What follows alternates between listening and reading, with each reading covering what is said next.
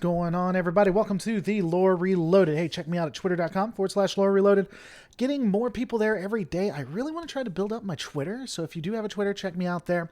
Just to know, it is high octane me, not necessarily me that is just talking about Star Trek. But on the bright side, you can challenge me on anything you want to if you ever had any other opinions or questions. So definitely check me there, twitch.tv/Lore Reloaded. Been doing a few things there, though there are some issues with people not getting notifications. So I don't know what's going on with that specifically.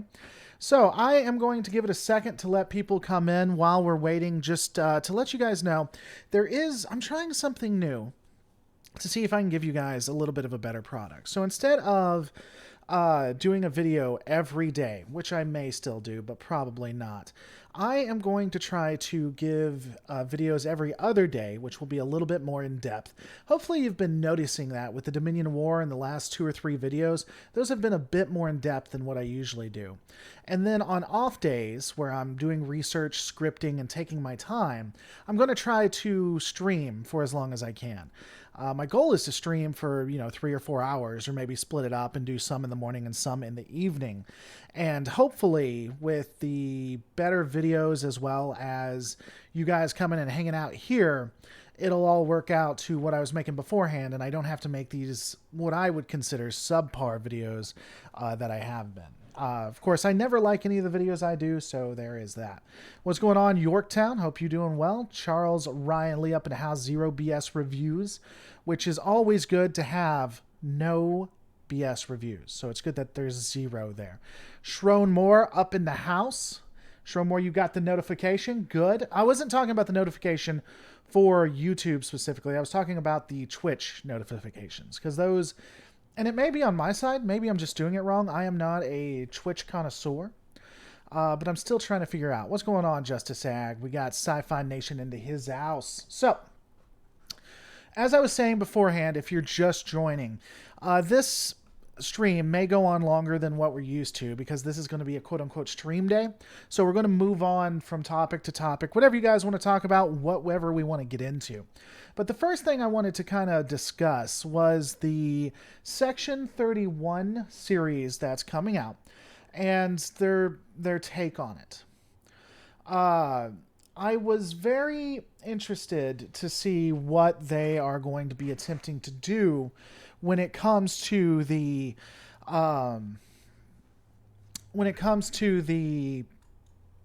handling of Section 31.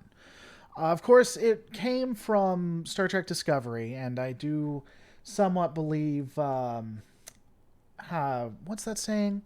A tree born from rotten fruit or whatever, or rotten seeds. So it does have that going with it, but I am going to attempt to be a little bit upbeat about it. I'm going to try to be positive.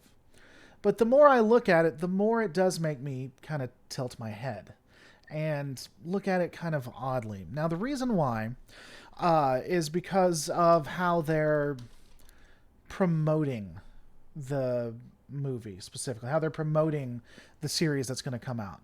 But then again, I guess there's a dual fate to it. So as someone who came from Nostalgia Trek, and for those who don't know, Nostalgia Trek was the TNG, the TOS, the DS9, those kinds of shows, I was always ingrained on how it was supposed to be utopian, how it was supposed to be the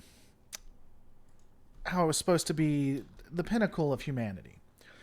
That said, I was a huge fan of DS9, and I liked their look on things, and I liked the realism to it.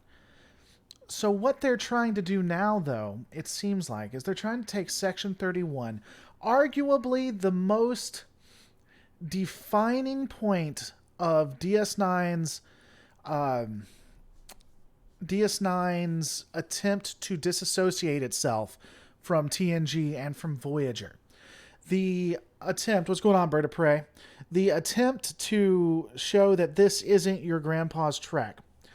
And they're going to try to move it back somewhat into that positive feeling, I guess, is what I'm trying to, where we're trying to go with that, I would assume. It's really, I don't know. I don't know how I feel about it. I'd be curious on your opinion. So, when it comes to Star Trek, generally, again, it was supposed to be a utopian view. A lot of people get upset at Discovery because they feel like it moved away from that. It moved away from the spirit of Star Trek. So now they're coming out with Section 31. Section 31 is probably as far away from the spirit, well, is probably as far away from the utopia of Trek, especially when it comes to humanity, that you can go.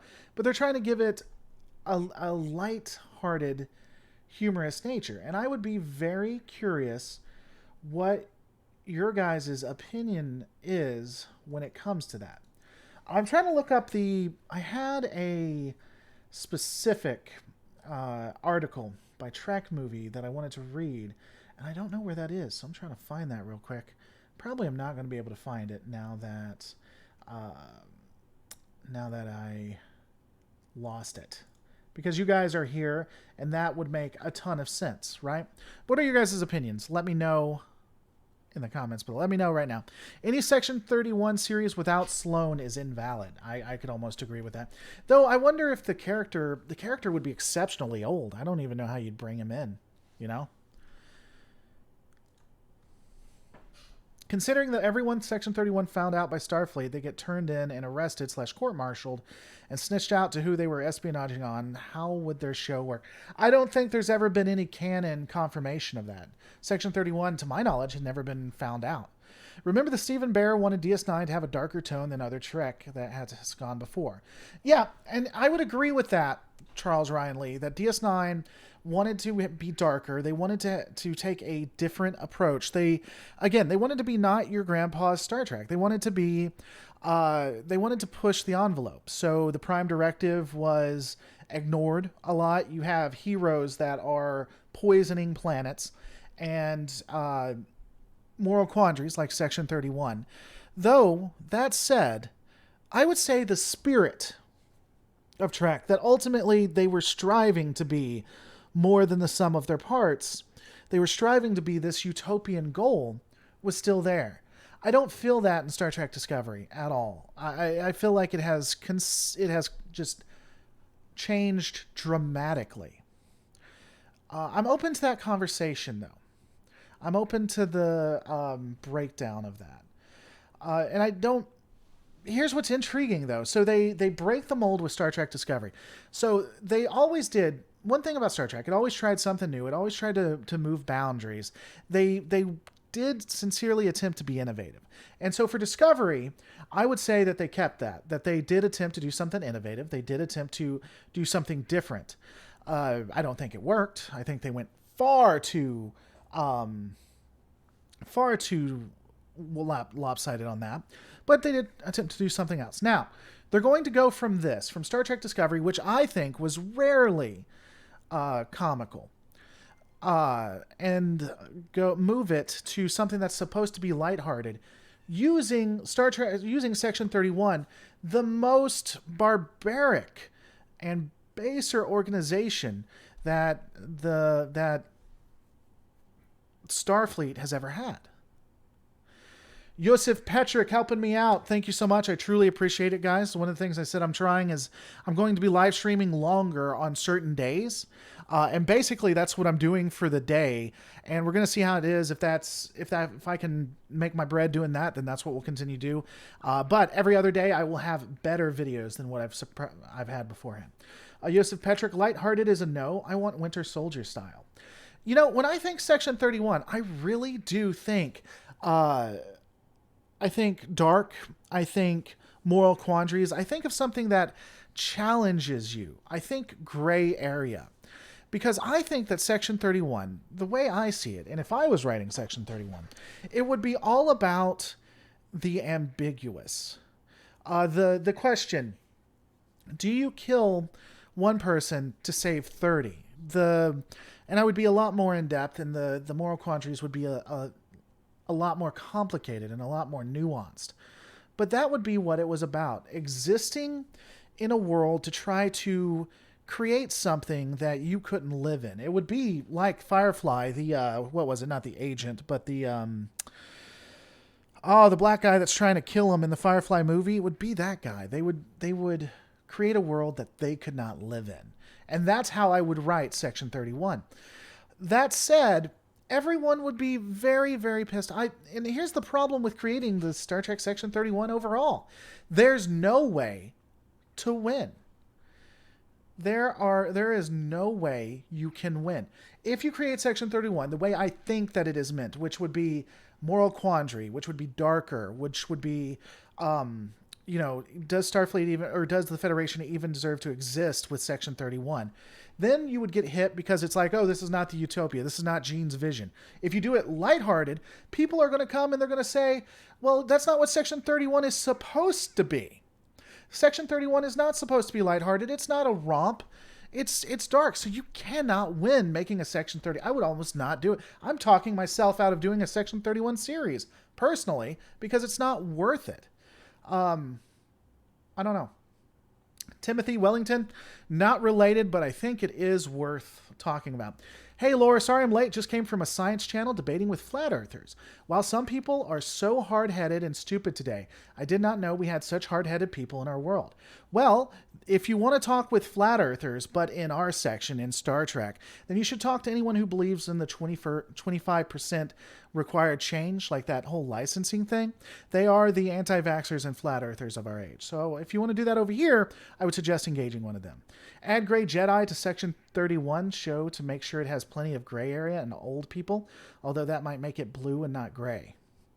You could do that, Rock Solid Productions. That is an idea.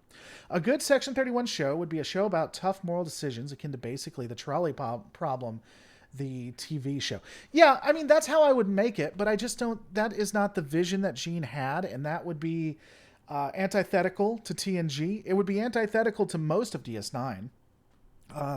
Even season 7 of DS9, I think it'd be antithetical to most of that.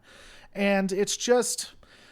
Section 31 is in a way, a continuity gaffe to what they were trying to do.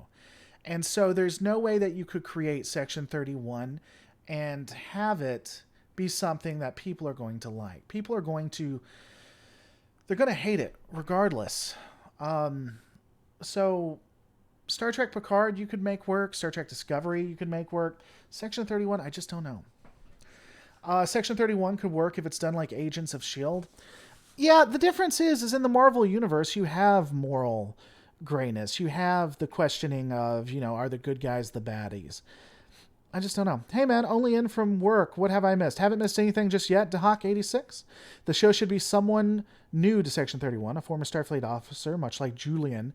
They go in thinking they can keep their ideals, and it's constantly confronted with the dark deeds he does. Here's the thing. And first off, I completely agree, Yosef Petrick. 45 people watching and 12 likes. Hit that like button, people. If I'm going to be here for a long time, I better have a ton of likes. That's all I'm saying. That's all I'm just going to put out there, okay? So, where was I going with that? Yeah, I don't know where I was going with that. Agents of S.H.I.E.L.D., we've already discussed. I know he's with the I knew where I was going with that. So, in DS9, the documentary, they have, spoilers if you care, for Season 8, they were going to have Bashir be in charge of Section 31. I could not stand that. I think that's a horrific idea. I don't think you should just add that. You have to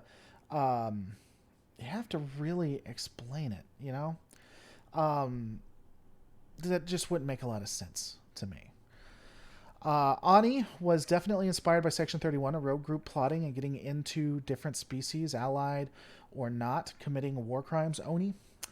Yeah, I would agree with that. Just here, insta-liked. Marcus, not all heroes wear capes, Marcus, unless you're wearing a cape. Then I guess all heroes do. I still want to write my idea for Star Trek show out in a petition, but I don't know if I should. Well, if you want to, Al Waifu. It could get taken, but I mean, it get taken anyway. Yeah, what happened with the WinL? Woohoo, finally made a live stream. Oh, snowed in. Man, my daughters wanted to snow. They wanted to snow pretty badly. Technomage helping out the channel. Earlier, we know what you want to say but can't about Star Trek Discovery. It's cool. Thank you so much for supporting the channel. For those who had just joined, so you know I'm trying something new. I'm going to be doing videos every other day, which means I get basically 2 days, maybe a day and a half with the streaming to work on it on the next installment, which makes better videos. I've been doing that. I hope that you guys have been seeing it. And what I'm going to do is on the off days, I'm going to try to stream from anywhere from 3 to 7 hours. As long as I can continue to at least break even, which is what I'm trying to do, I am going to do that. And I think it's going to be you're going to get a lot better product. We're going to be interacting a lot more when it comes to live streaming. And the videos I'm doing are going to be a lot more in depth. If you've taken a look at the last 2 or 3, I really think those are better than the 10 that came before them. They should connect Section 31 to the temporal agents like Daniels. His whole temporal Cold War thing, dressing in black, the secrecy about sounded very Section 31. I actually have videos about that theorize that Section 31 basically became the temporal agents. I would, in fact, enjoy seeing that. I wouldn't even be mad. I'm sure a lot of people would think or try to get me to think that they stole my idea or whatever. First off, I'm not convinced that they did. But I would love that. If she comes back and Section 31 is the temporal agency and she has to meld it back to what it was, I think that would be intriguing. Who would put someone willing to surrender to the Dominion in charge of Section 31? Yeah, that is honestly a good point, Bird of Prey 5. The reason why they had him as Section 31 is just shock value. There's not a good story, not a good arc that you could put him in. It'd be interesting if Section 31 show tied into Enterprise with the character. Yeah, we just talked about that. Hey, hope you're doing awesome. I think Section 31 will be a Season 2 prequel to Discovery. I think it'll be tied to Discovery. I don't think it'll be a Season 2. Let's take a look at this. Now, also, by the way, guys, again, I'm going to try to be here for quite a while, so if there are other topics you want to talk about, let me know. Either let me know in the chat or send them to james@lorereloaded.com. We'll see about getting them in today. But this one, this is from April 17th, so I'm pretty late to the draw on this, but let's discuss it for a second. This is on trekmovie.com. I will include it right there for you guys to read it. I think this is the right one. It is by the trekmovie.com staff, so apparently they don't have names. They're just the staff. Since development was first announced in January, the untitled Star Trek Section 31 series has been as mysterious as the shadowy organization at the heart of the show. Now, star Michelle Yeoh is revealing some details on what fans can expect. Speaking with Newsweek today, Philippia Georgiou, actress and star of the in-development Section 31 spin-off, Michelle Yeoh gave an update on the development of the show, confirming that the 3rd season of Discovery will come first. Yeoh was previously confirmed. Section 31 is in the works as we speak. We will shoot Season 3 of Discovery first and then move on to Section 31, which they're doing right now, as you guys see. Yeoh has previously been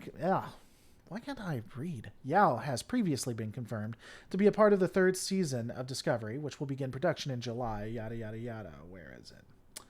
More fun with a nicer Georgiou. A stated goal for the expanding Star Trek television landscape is for each new series to have its own tone and style. Yeoh discussed with Newsweek how the Section 31 show will differentiate itself. Section 31 will be more fun, less intense, and more fun-driven. Visiting from planets, going around rescuing people in our own way.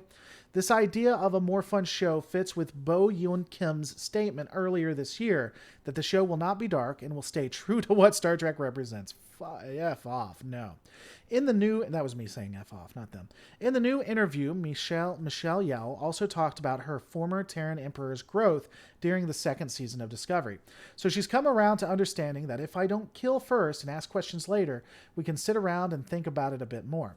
There's this nicer, gentler side, but you never know when she's going to switch around again. This is all ridiculous to me.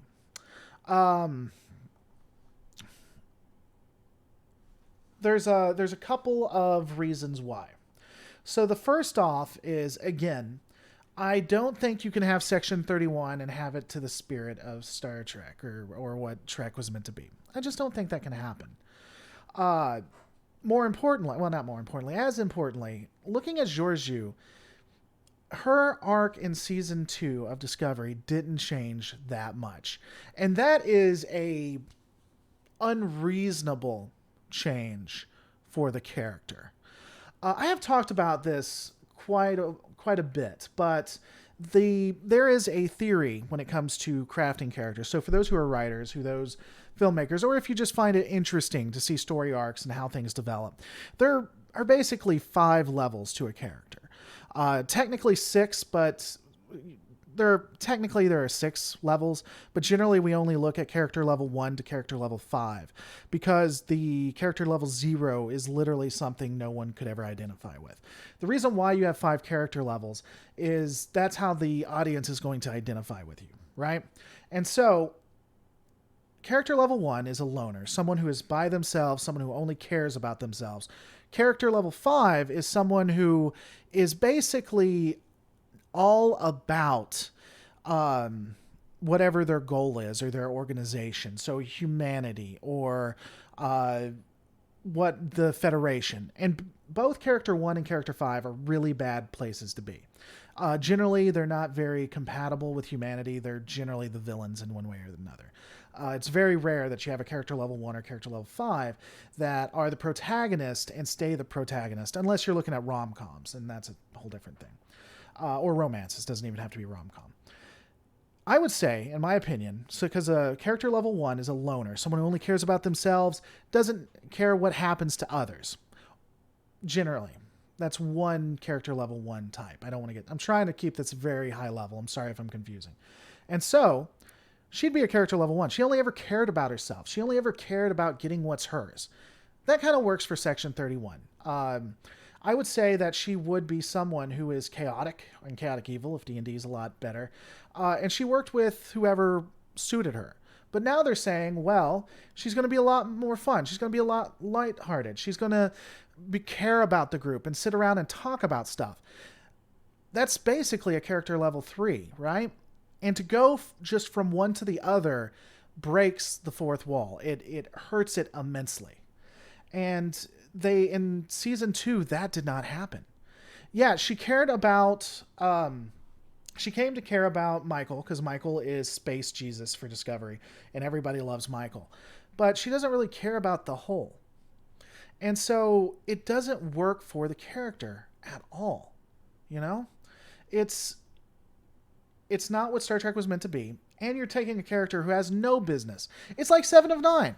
7 of 9, when she went into Picard, all of a sudden she's lost everything that made her Borg, except for implants that don't even look as good as they did on Voyager.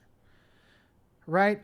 So it's ridiculous. 7 of 9 has changed, and we never got to see it. They just instantly change the character, and they want you to get there.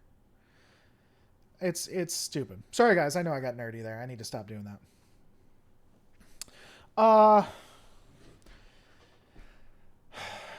Let's see. Someone asked, and I lost it. How does a Mary Sue character fit within the 5 levels? So a Mary Sue every character is one of the 5 levels in one way or another. Whether they're a Mary Sue or not is separate from that. Who they are or how they're done within that level doesn't matter. But generally, I would say a Mary Sue is probably a level 3, because that's perfect. That's someone who, not perfect, but that's someone who interacts and everybody loves you, etc., etc., etc. I mean, you could write them on any level, though. The levels themselves are more interactions and how you integrate them into the audience. The reason why you have character levels is to make them relatable to the audience. Either you want to make the audience hate them, or you want to make the audience sympathetic. And so you look at the character level, you put them in somewhere. And then when you change them, they can only move up or down by 1 step. You need to do only 1 step in every story, or you're going to lose the audience. Yeah, I go to school for this, so I get really nerdy. We don't have to. Yes, I do intend to do Mandalorian lore. All of that to say, it's unrealistic. It's unrealistic for her to change like that. We don't see the change in season 2. That change would be so unrealistic, no one would buy it. At best, she could move up and become to care about individuals, but to care about an organization, no, she's not there yet. If they were going to write this believably, then what they would have done is she's a character one. She is specifically a level 1 character. There's no doubt there. In season 2 of Discovery, they move her to a level 2. She starts caring about a niche group. She starts interacting one-on-one. Make her make her like Michael or care for Michael, and then maybe the crew. And then in Section 31, the show, that season moves her from a level 2 to a level 3, where she actually gives a damn about an organization. But just to say, oh, she comes in and she's this nicer person and she's a little bipolar, so she, sometimes will go off. No, that it doesn't work like that. No. Voyager is a Mary Sue ship, or at least magic. It annoyed me. It nearly destroyed today, and next week is back looking brand new and also cleans the ship. Well, the interesting thing about Voyager is that I would agree to some level that it is a bit of a Mary Sue ship when you consider consider how it was constructed. An Intrepid class vessel is constructed in a way that if it gets lost in the Delta Quadrant, it can survive somehow. The technology on a Galaxy class, on an Excelsior, on a Defiant doesn't have the ability to survive. But all of a sudden, we have this Intrepid class with a magic warp core that can hold dilithium for years, which is something that just isn't done. So they have a magic warp core, a magic warp drive that allows them to go the fastest that we've seen, sustain it without taking damage to the ship. And then, they get into battles, and then the next day, the next episode, everything's fine. So I would agree. For me, though, and I'll say this, while I just made that argument, for me it felt like they were moving up in technology. Every ship got better. So from the Galaxy class to the Defiant, to the Akira, to the Intrepid, I could see a natural progression, though the Intrepid jumped technology like crazy. Does anyone really believe Nero would be taken out of Rome, brought to the modern day USA, and made head of the CIA? I don't hate that. That's actually a good question, because that's exactly what happens. I mean, we'll have to see how they write the story. Can you write the story? Possibly, but I don't know. You talked about giving up something. I like that, Bird of Prey. I watch your stuff, but I haven't watched everything, obviously. If you haven't talked about that, you should bring that up in your bed talks. He does bed talks, which are pretty cool, and videos. You should check that out. It's worth discussing. Timothy Wellington, you talked about giving up something for the group, the biggest sacrifice you can make. As a father, myself, my question is, would you give your children for the whole? This could have been a Cisco store. Yeah, I mean, this is the reason why we don't let people make emotional decisions in court and stuff. Yeah, and this is gonna be horrible, and I'm sure this is gonna get clipped to hell. I always get stuff like this. If my back's against a wall or a gun's to my head, I'm gonna choose my kids over anyone else all the time, all day. Everybody else's life is forfeit if I'm forced to. I'm gonna choose my kids every time. I don't know what you mean by Cisco story. I'd be interested. But yeah.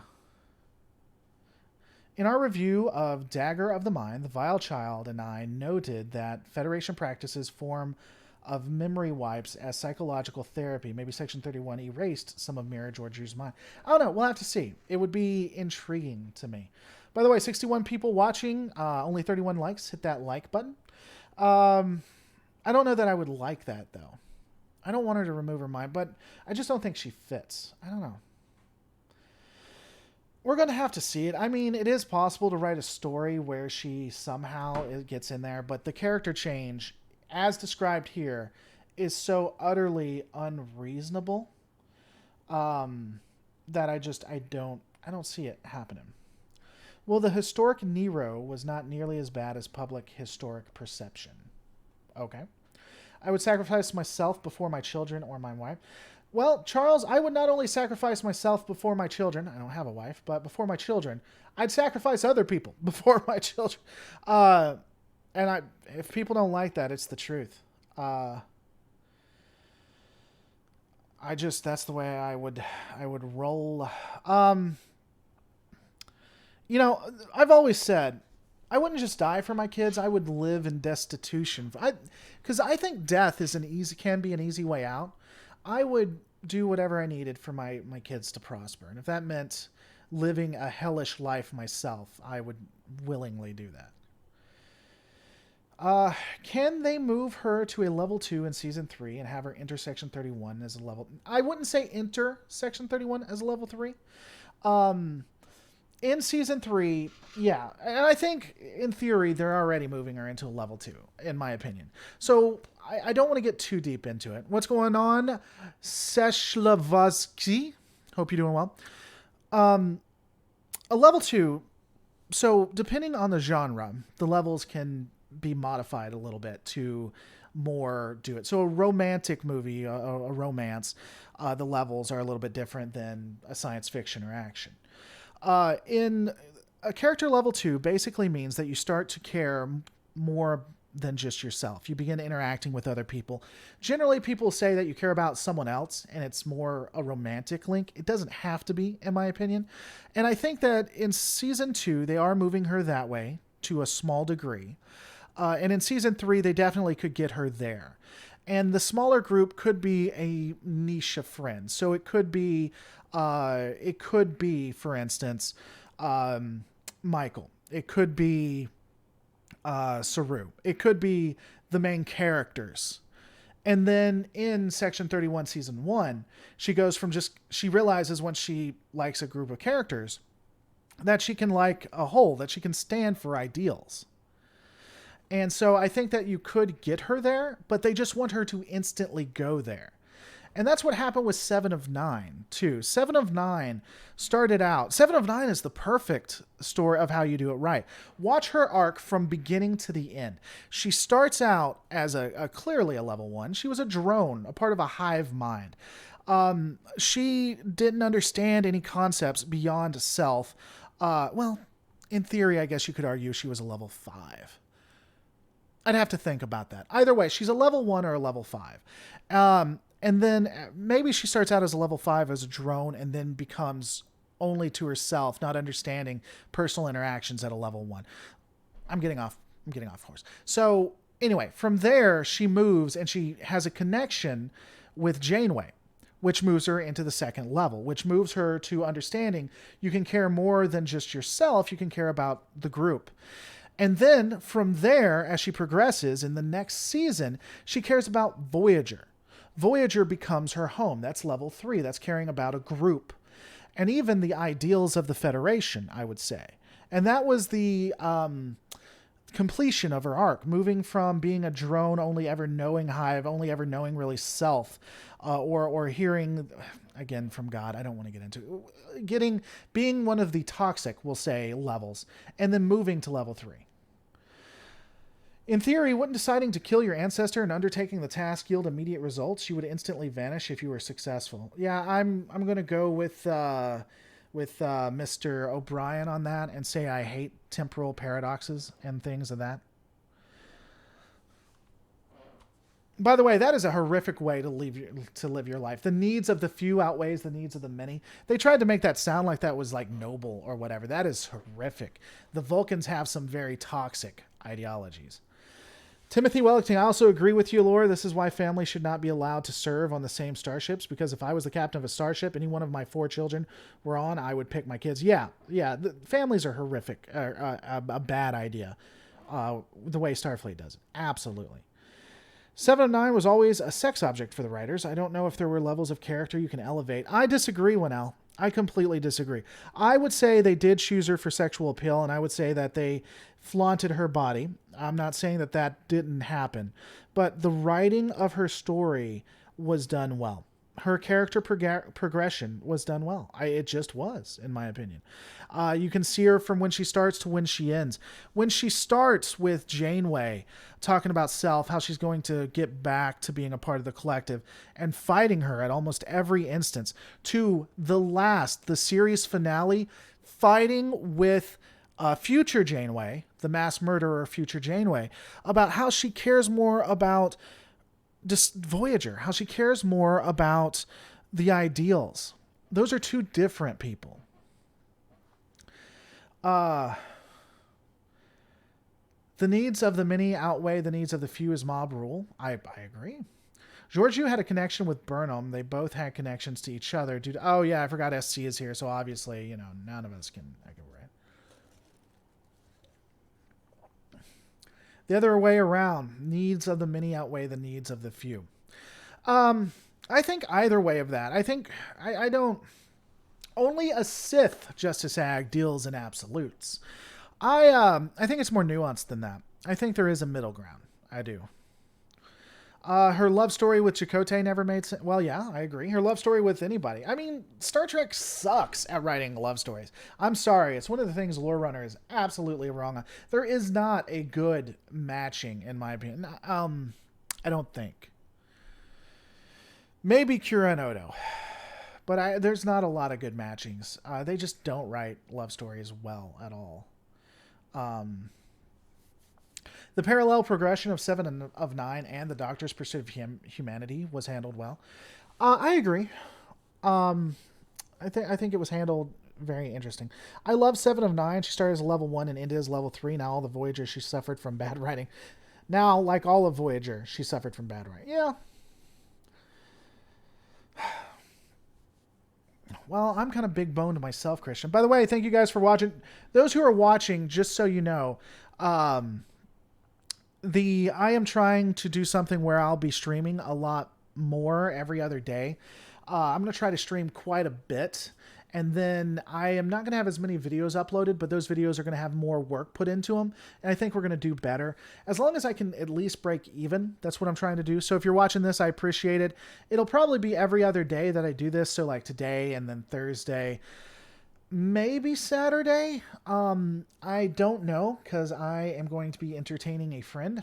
So, and Friday is my birthday. So, the 8th, I'll be at twitch.tv/The Lore Runner in the morning at 8 p.m. Central Standard Time, I think. So you guys should check us out there. It'll be a lot of fun. Wesley and Robin Loeffler was written well in the game. I hated the game. I could not stand that because they were trying to put down video games. It's hard for me to get past that bias. I'm going to be honest with you. From what I remember of it, I don't hate Wesley in that. Especially how he defeats the crew, I think was really interesting. The story and plotline made no sense, and the attack on video games was really an okay boomer moment for them.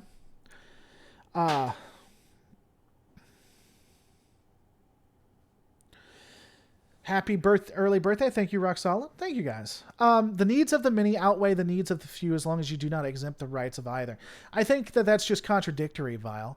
The needs of the many outweigh the needs of the few unless we look at rights. Rights, I think that it just defeats the purpose. That's getting a little bit more into it, though. Personally, I think that... Personally, it's my opinion that... What am I looking for?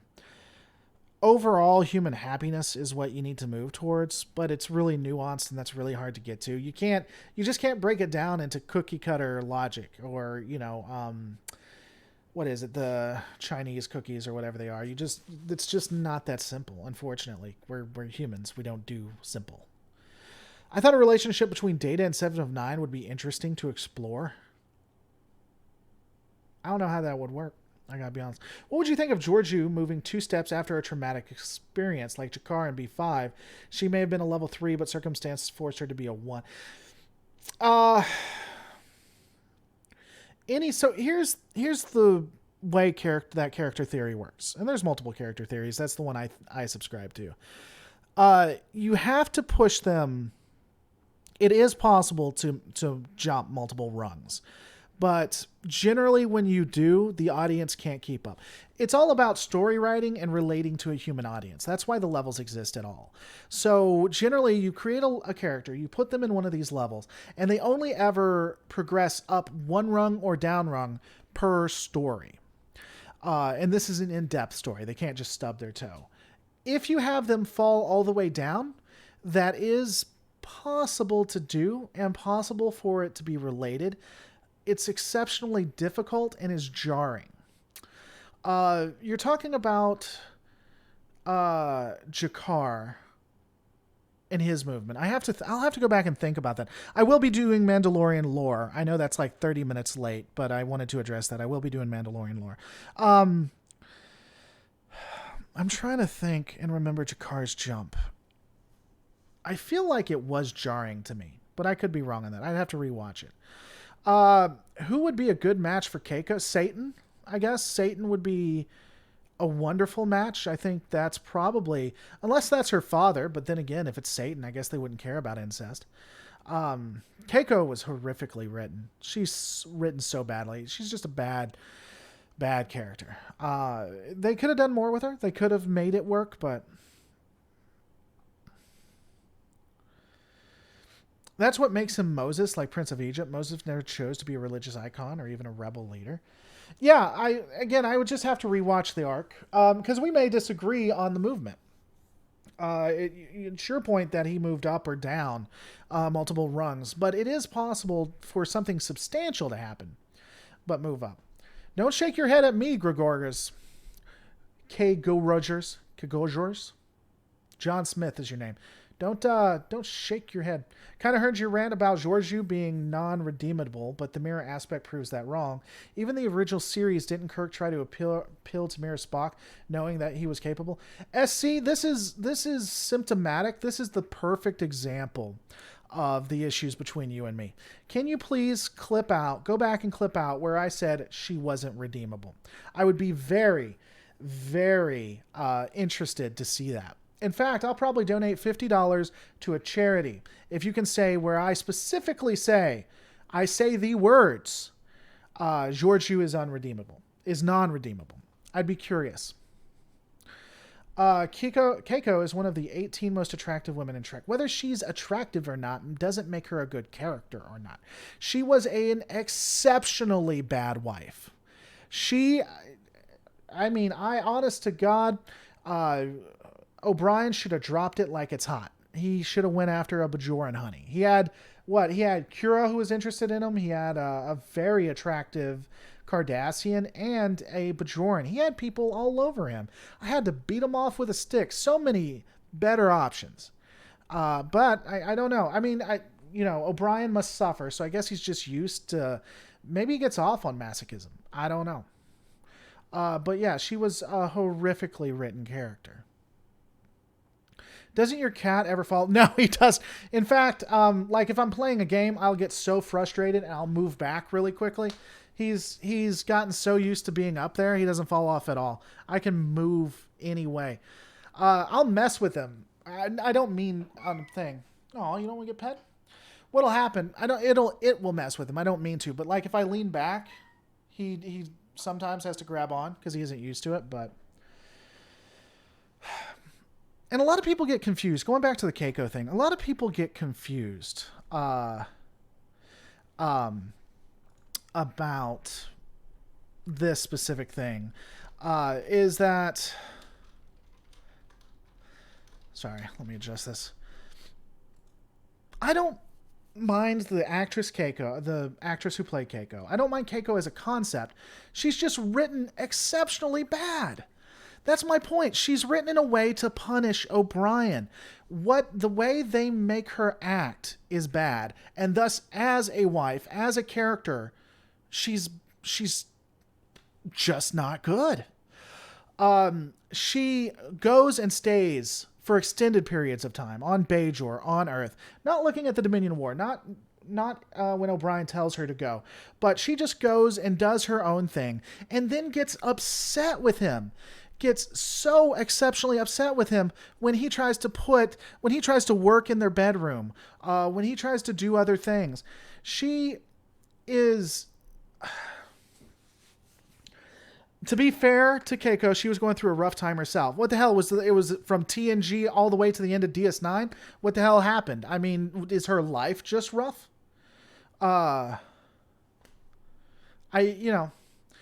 The actress who played Keiko is going to be in the live action remake of Mulan. Interesting. I don't know if she's a good actress. She was well acted. You know how I know that she was well acted? I look at Keiko as a character and don't like her. I don't look at Keiko and say, that's a poorly acted character that I can't get into. I look at her and say, wow, that is the actual wife of O'Brien, and she's a beat. She's the worst example of humanity that you can find. Have to make my dinner later, Laura. Talk to you later, Marcus. Thanks for coming by. I look at that and I say, you know what? This is a bad person. This character is real and is a bad person. So I think that speaks to her acting abilities. Keiko was a level 1 character from day one. I would agree with that. She's a level 1 character. She's selfish. She only cares about herself. Sometimes she will throw a bone to O'Brien, but most of the time it's all about Keiko. But the dialogue and what we're supposed to think is that she is a level 2 character, that she cares about O'Brien and that she is a loving, doting wife, but they are a marriage. You know, sometimes marriages have issues. But that's not how she is written. The dialogue and what we're told to think is completely different from who she is. And so that's the problem. The actress was in MASH and Tour of Duty. I don't remember her in MASH. And I don't think I've ever seen Tour of Duty. Have to make my dinner for wife. Yosef must suffer. All right, Yosef. Thanks for watching. Lita was a worse female character. I didn't get enough of Lita to know, to be honest. Keiko sounds like a what? That's not fair, Captain Morona. Dude, I'm a divorced guy that went through some pretty hellacious stuff, in my opinion.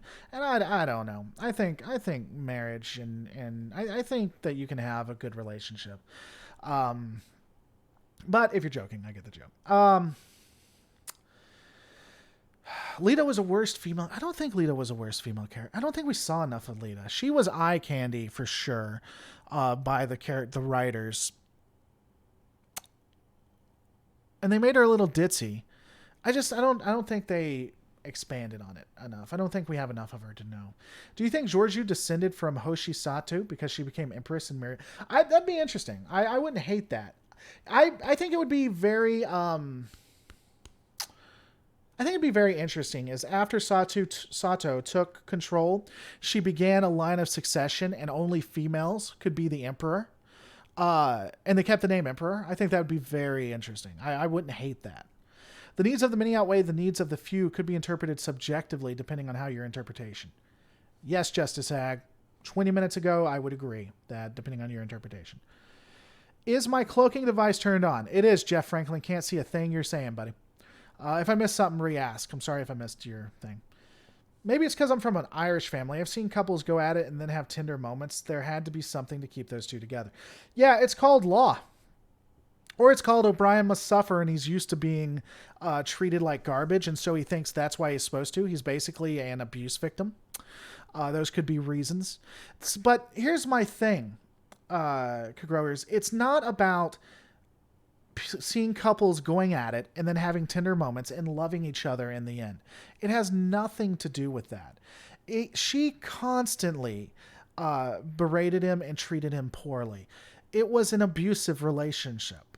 It has nothing to do with what you're discussing, because I agree, you can have relationships where, you know, they can have intense fights, but it's something that they just work on and they go through.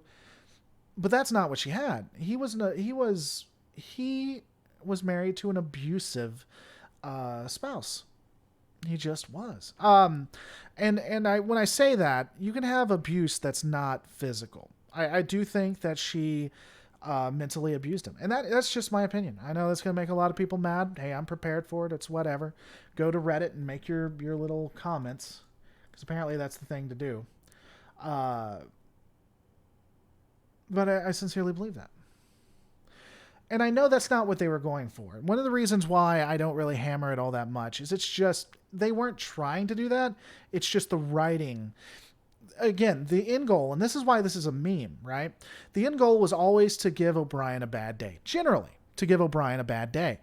And to that goal, that's why they wrote her the way that they did, to impact him negatively. The intent was never to make her look bad or make her seem that way. That was just the result of trying to give him a bad day. If you want to see a terrible wife, you should see my 3 ex-wives. Okay.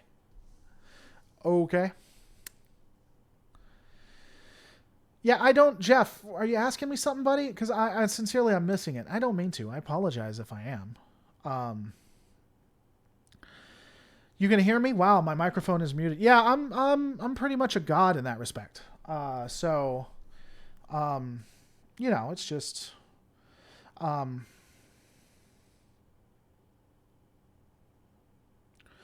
I'm just an awesome guy. Thank you so much, Victor, for helping out the channel. For those who have just joined, so you know, I'm trying something new.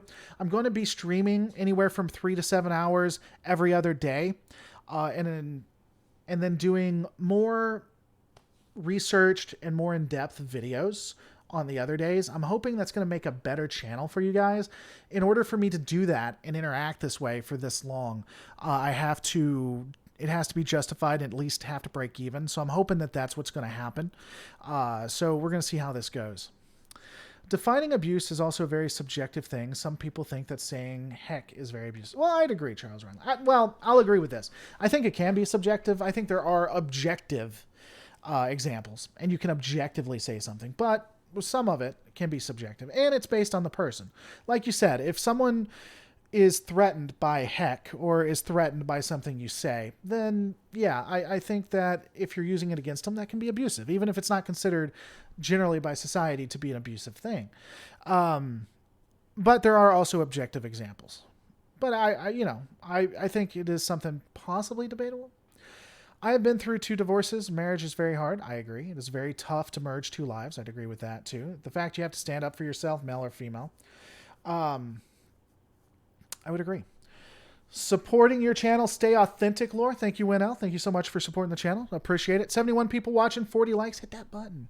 Rewatch the latest Star Trek Adventures, Lore. What a fun premise. Yeah, so for those who don't know, I actually run my own Charles, okay, before I get into that, Charles Ryan Lee, you can go to hell. I don't like MGTOW. I will never like MGTOW. You can F off. I'm a huge fan of females. In fact, I intend to have sex with a female on my birthday. So, I mean, you can just F off. I really actually enjoy everything feminine. But that's okay. I get the fact that when I say, hey, this person isn't treating another person right, and they happen to be female, means you instantly come at me. I understand how the internet works. But anyway, going back to what I was saying, I even forgot the original thing. Oh, Star Trek Adventures. For those who don't know, I run an RPG with Lore Runner, Ketwalski, and Jesse Gender.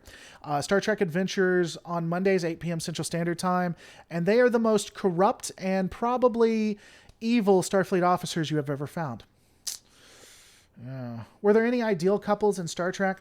We talked about this a little bit earlier. I think Kira and Odo probably. Never was a huge fan of Worf and Dax. I think they are all right.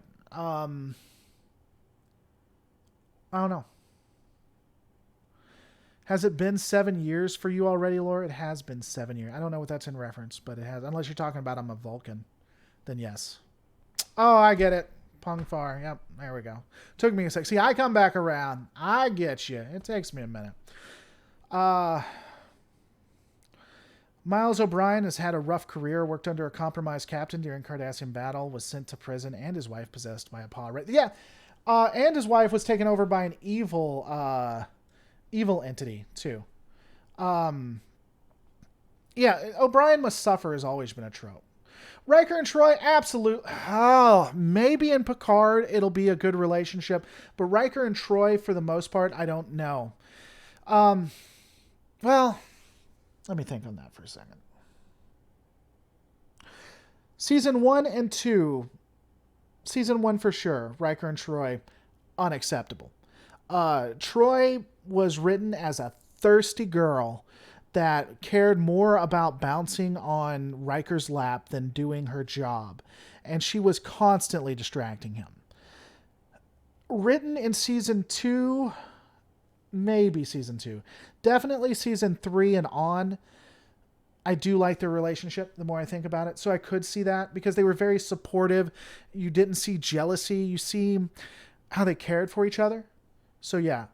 Trip and T'Pol they never did anything with. And T'Pol made fun of Trip, or at least got angry at Trip after he had been sexually assaulted, and lost all point on it. In Star Trek Picard, he finally put a ring on it. Yeah, we didn't get enough of Bashir and Ezri to know anything. I don't know about that. Oh, you're referencing Trip. He never put a ring on it. Yeah, I don't I don't think they expanded it enough to really know. Actual lore on my own channel, I made a couple of channels that were critical of MGTOW. I don't particularly care for their philosophy either. Yeah, Charles, I was giving you a hard time, man. You know how I am. You said I like watching MGTOW. I am so anti MGTOW that I can't even. I think that they are exceptionally toxic to the conversation. They are the toxic feminists, the Anita Sarkeesians. They are the horseshoe theory of that result. Um, After the article comment, you pretty much said that Georgiou didn't show any change from her Mirrorverse self and pretty much incapable of change. I didn't, SC. I didn't say that. Clip it for me, buddy. What did I say? Let me go back. What I said was she couldn't have made the changes that they say she made realistically because the audience wouldn't talk with it. She's a level 1 character that they want to make a level 3 or level 4, probably level 3, and that just realistically didn't happen. So she isn't that character. In fact, I even SC, you're trolling me, dude. You have to be. Because I even went out of my way to talk about how I would write her from a level 1 to a level 3. It is literally impossible. You are trolling me or you did not watch because I literally did the exact opposite. How about Sarah and Sarek? Amanda and Sarek? Did we see a lot of Amanda and Sarek? I don't feel like we did. Um, um, what we saw of it of Amanda and Sarek made sense. I guess I didn't hate it. It seemed good from what I saw, but I don't think they expanded on it. So you're in Germany. MGTOW, at least in America, it stands for Men Going Their Own Way. MGTOW takes. So here's what I hate. I'm not going to get much into politics at all, but here's what I. Here's one of the reasons I hate the way politics works for us now and everything. MGTOWs will try to take something like men generally don't get fair treatment for divorce when it comes to kids and stuff. I think there's a really good argument for that in the United States, United Kingdom at least. And then they take it to an exceptionally toxic point. And it becomes a hatred of women. Not all MGTOWs, obviously, hashtag not all, but the organization is so toxic that it will take people and it'll lead them to a place they don't need, that is bad. If you're a MGTOW, have to go. Have a good rest of the live stream. Talk to you later. Jeff, thanks for coming by, buddy. If you... a lot of people would try to disagree and just say they advocate for men's rights, but that would be like racial organizations trying to say that they fight for the rights of all. Like, I mean, like, it would be like, I don't know that I want to make a comparison because that's just going to do it. There can be reasonable people who are MGTOWs, but MGTOW as an organization or a group always leads to a negative place. And take it from a guy who, after going through my divorce, I became an advocate for dads and am a part of several different help groups to help out people who are suffering. But yeah, it leads people down a bad path. It just does. Whether you want the group to or not, whether you think the group was intended for that or not, it's what it does. Eric Korivar, we're going to talk about whatever I want, sir. We're going to talk about whatever I want, son. I know only he married Amanda. Talking about Sarek. Yeah. Well, just so I'm joking with you, Eric, obviously. Let me say this. When it comes to live streams, because people who are new and may not be used to it, I try to stay on track or science fiction, but if we get off onto something, I will go into it.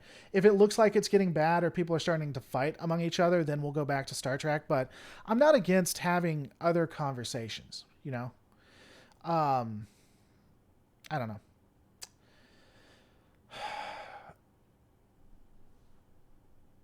the evil in at least these characters is just a result of the surroundings, not genetics. That is crazy, SC. SC, that is one of the... You and me actually agree on something. I do think that the mirror universe is what you see with people who are a result of their circumstances, not because they've changed. That's weird that you and me agree on that. Just going to say, I sincerely hope you are doing well in our house. I'm doing well, Darth. Thank you. Yeah, I keep speaking the truth to the internet. Well, I mean, this is a Trek channel. I get it. I get why people get upset about me. What promise did I make you, Eric? I get why people get upset. They're like, oh, look, why is a Star Trek channel talking about MGTOWs or politics or Trump? Or I get that. I understand. But, you know, when I like the channel is a conversation. The channel is about going back and forth. And so while we're focused on science fiction, and that's all my uploads will be, generally, unless I'm trolling, if you guys want to talk about something else, then, I mean, just... In fact, there are some people, like I'm almost positive SC, I know Charles does it, and probably Darth, and I would say Bird of Prey, Anti-Trekker for sure, where they'll say something and they'll just get me off on another tangent. It's seriously, there is a game for people who are veterans of the channel, because they know that if they can trigger me, I'm going to go on some kind of tirade. And it's fun as hell to watch me go on tirades, apparently. That's just what we do. I don't get upset over a difference of opinion. I get upset over liars and bull. I would agree with that, Charles. But you are unique. Most people get upset over differences of opinion. You promised to give me some positive criticism on my roleplay Discord server. Did you send it to me and did I join it? I remember that, but I don't think I joined it. Send me the invite again, Eric. I'm sorry. I don't think I joined it. I'll do that. I am not mad. Sorry if you took it. I didn't think you were mad, Victor, at all. Are you the GM of the Star Trek, of the Trek roleplay? I am, in fact. Which is a mashup of a lot of sci-fi. DS9 did Mirror Universe better. Yeah, Eric, unless I already sent you something back, resend it to me if I haven't. I'm sorry. Oh yeah, I get triggered pretty quickly. It's really easy to trigger me. So, happy early birthday, Laura. Well, thank you. Talk to you later, Tech Fixer. It's Star Trek DNA to provoke discussion about politics and social issues. So nothing against it as long as it stays civil. Yeah, there's an interesting topic I think we can go into as well. And honestly, I think this is a good point, and let's move into it for a second. Because it's something that I disagree with a lot. Okay, Eric, I have it in my Facebook. That's all I need. I'll go back to it in a second. I'll take care of that today. Looking at and Charles Riley, I actually run a Pathfinder group too. I play D&D, Pathfinder, Mass Effect, RPG, GURPS. I've done a lot. Trek has always tried to somewhat push the boundaries, though within reason or within a specific point of view. So while they would, like for instance, in the Next Generation, while they would kind of push a pro homosexual or pro progressive or liberal ideal, they'd only go so far. And they would never do things like transgender rights or anything like that. DS9 would take it to the next level. They would address poverty. They would address homosexuality directly. They would transgender to a degree. I think that's... I don't think they pushed it as much, but to a degree. They even had pregnant males. So yes, I would say that they did. My problem, I guess, is that I think... Talk to you later, Justice. Thanks for coming by, buddy. I think part of my issue is that maybe they've gone... For me, and maybe I'm wrong on this, in TNG and DS9 and Voyager and Enterprise, they generally presented an issue. Even if there was a bias there, they left it open for conversation, or at least a charitable interpretation of the other person's opinion so that they could try to convince you. Discovery tells you you're wrong. And I know SC is going to go fracking crazy over that because, But Discovery, I just think, doesn't allow a charitable opinion and thus loses the ability to talk to people like they could, By the way, have you ever thought of doing YouTube fan fiction essays? There's a lot of good ideas. I have a few up. I have one that's called Star Trek. What was it? Was it Star Trek Discovery? No, it wasn't. It's like Star Trek Legends or something, where I give the first teaser to how I would write a new Star Trek show. Star Trek always had social libertarian bias. I don't know that it had a libertarian bias. I think they were pretty left, pretty progressive. I wouldn't say libertarian. How about that episode where Quark became a woman? That one was played for jokes. I used to think that was an all right or a positive for transgender rights, but I don't think so. I don't know. Yosef, Discovery has to tackle heterosexuality. That's funny because they're gonna hit what's taboo now. Was showing gay men brushing their teeth saying straight men are wrong? No. Why on God's fracking earth would you think I'd think that, SC? I heard somewhere that Switch was supposed to be a transgender character. Switch? Who's Switch? In the Matrix. But that idea was eventually canned. I mean, maybe. I don't know. I honestly have no idea. I'm gonna level with you guys. I wasn't as into politics as I was now. So I don't know how liberals or progressives, I couldn't say how close to libertarians they were. I just couldn't. So would the Trill race be a representative of transgender rights? Could be. I think that the Trill race, they utilize the Trill race to really address things like homosexuality, things like transgender to a degree, because you go from male to female, the different bodies and stuff. I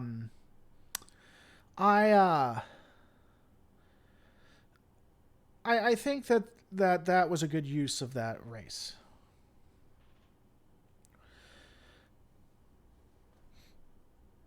Oh, hey, changing the yeah. Well, as I said, I told you guys this is going to be a multi-hour thing. I've changed it at least 3 or 4 times, just so when I change topics, people can do.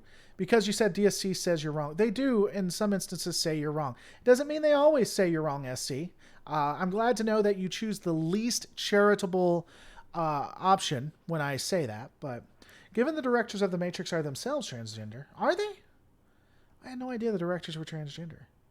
I can see them trying to write a TG character. I had no idea. I'm a traditionalist. I am a traditionalist, but think sci-fi often gets things wrong. The Trill are not really the same as human transgender. It's an unfair concept. Maybe. But sometimes you have to work with what you're given. During the 90s, and during the 80s and 90s, you had to be very careful the way you addressed topics unless you just wanted everything to burn and you didn't want anybody to make money or have jobs, right? I'm not saying it's right. I'm saying it's the reality. So if they wanted to address transgenderism, or look at the original series and look at the kiss, the kiss between Kirk and Uhura, you can't.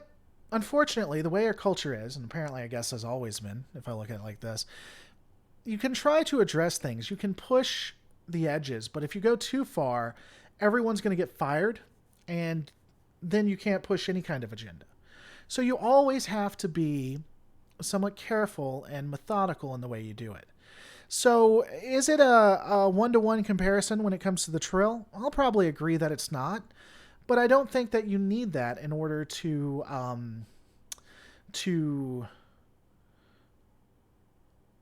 get the message across. I don't think you necessarily have to go that far.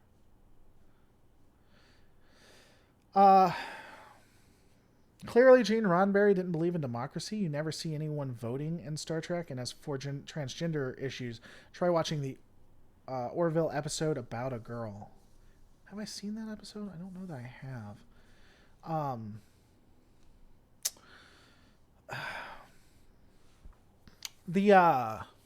don't think I have. Yeah, so when it comes to not like voting, I mean, they had a Senate and everything and a president, so I assume that they voted. But he was not a fan of, I don't think he was a fan of democracy. Where was it? Someone said, where was it? People did get incredibly upset with that Kirk and Uhura kiss. Maybe, I don't know. I honestly, I know that it was something, I know that it was something that was not common and that would have had some backlash. But let me give you an example. So they have Uhura and they have Kirk kissing. They have I was about to say transgender. Well, they have a interracial kiss. Now, a part of that is they make both Kirk and Uhura be taken over by different an alien, right? So they're not even kissing because they like each other or there's attraction. They're just kissing because they're taken over. So that's one thing that isn't one-to-one apples. Additionally, they decided to have this one kiss versus creating a relationship and putting them together. And the reasons why I would say that they did that is probably because if they had, or they had pushed it, that they would have gotten so much backlash that it would have canceled the show and nobody has a job and the message wouldn't have gotten out. I think they did a good job doing that and putting the message into the public space while being able to continue to tell stories and to push their agenda. I'm not saying this is right or this is the way that it's supposed to be. I'm saying this is the world you live in. If you don't like that, be the change you want to see in the world. That's what you should do. You should not get upset when someone comes up. If someone sits there and says that they think that Trump's right and we should have a wall, you should not get immediately pissed off and call them a Nazi. You should try to engage and understand what they're saying. So if you don't like that the fact that interracial kiss had a backlash and they couldn't do it in an exceptional way, the way you act when it comes to that is why that's the way it is. Okay, so be the change you want to see in the world. Not everybody is evil just because they believe the opposite of you. I disagree with Gene. I disagree with you. Gene set the Federation up with a Senate and a Federation and a president. It was just not a focus of the show. That is possible, but here's the other thing. That is possible, but here is the other thing with that. Gene didn't have a lot of control over the original series. He did in TNG Season 1, Season 2, and they still had the Senate and everything. Maybe I misspoke. I don't know if he was pro or against democracy. I want to say that he wasn't a fan of, he is not a fan of capitalism. I don't know if he's a fan of democracy. He hated capitalism. He hated religion. Those I do know. SC, I'm not going to get in this debate with you. We've hashed this out. They have been anti-Trump and telling people who are conservative they're idiots for a long time. I will agree they don't directly say you're an idiot, but they do enough that you can get it. You are either blatantly biased if you don't see it or dishonest. And I honestly don't think you're dishonest, SC, but I'm not going to argue with you on it. Not right now, at least. Maybe let me get a couple of pints of tequila in me and we can go from there. But for the moment, I'm not going to get into you. You have a specific... Oh, I already said that. Eventually, your ruling class will die out. Okay. There's a lot of beta canon to show the politics of the Federation. You can look it up. Yeah. But then again, it's beta canon. Some ideas are pure evil. Sure. Here's the thing.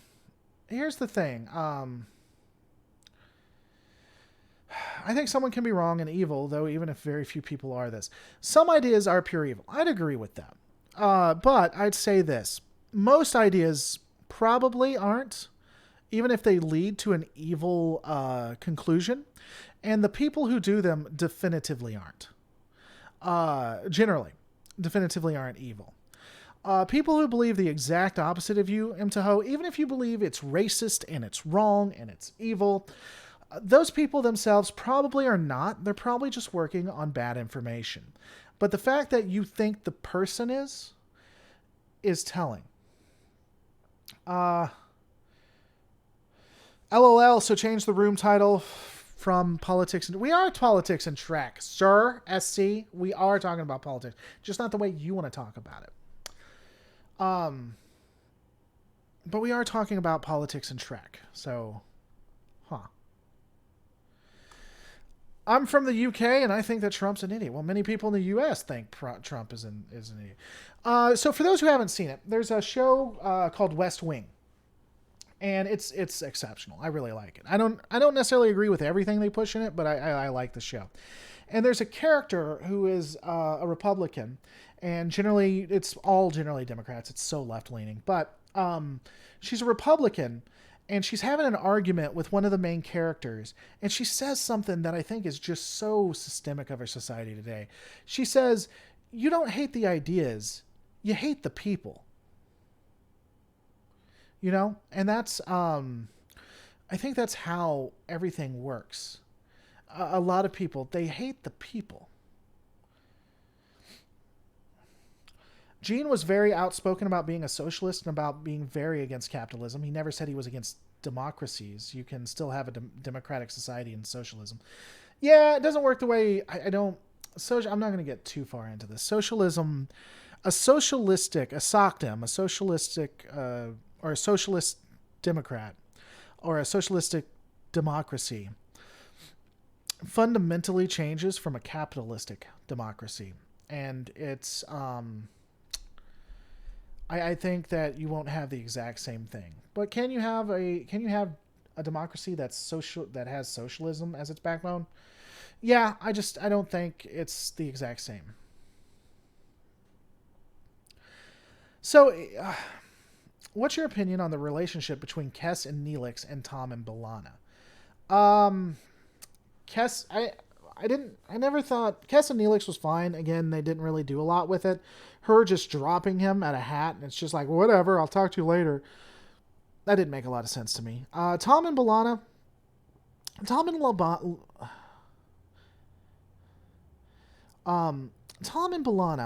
I think, was all right. I think that was done okay. I think, and you know, I didn't like Tom, and I would have originally said I'm not a huge fan of their relationship.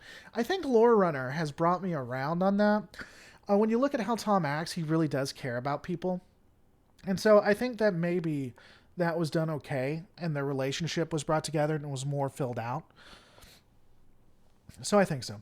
For the West Wing, I think she was arguing about the right to bear arms. Yeah, Winell, she was. It doesn't matter what she was arguing about. They were arguing about the right to bear arms because the White House had just been attacked. The president was shot, and, you know, they were dealing with the aftermath of that, of PTSD. And so, you know, that, I think. It really was just the idea, though. She was pointing out, you hate the people. And that's the way we are today. There are channels. There are Star Trek channels. Okay, so this is what I'm talking about. There are Star Trek channels that will not interact with me because they think I'm a Nazi. They think that I am 100% a Trumper. And I'm not. All I say is we should take every issue on an issue-by-issue basis, and everything is nuanced. But because I don't toe some socialistic, lefty, God, all hell Stalin line, they can't interact with me about science fiction. And that is what is wrong with our society today. Should the Federation, Continuum Trek helping out the channel, thank you so much, guys. This is the only way I can keep the lights on. Should the Federation have stayed out of the Gamma Quadrant? The conservatives are the same way too. So don't take that wrong. Conservatives, if you at any point say, hey, there may be limitations on freedom of speech, or hey, some gun ownership could be wrong, all of a sudden you're in the doghouse. So don't even, it goes both ways. Should the Federation have stayed out of the Gamma Quadrant? I'm going to say no with an asterisk. And I again, thank you so much for supporting the channel. The Federation has a right to be in the Gamma Quadrant. However, if the Dominion had territory then I think that based on what uh,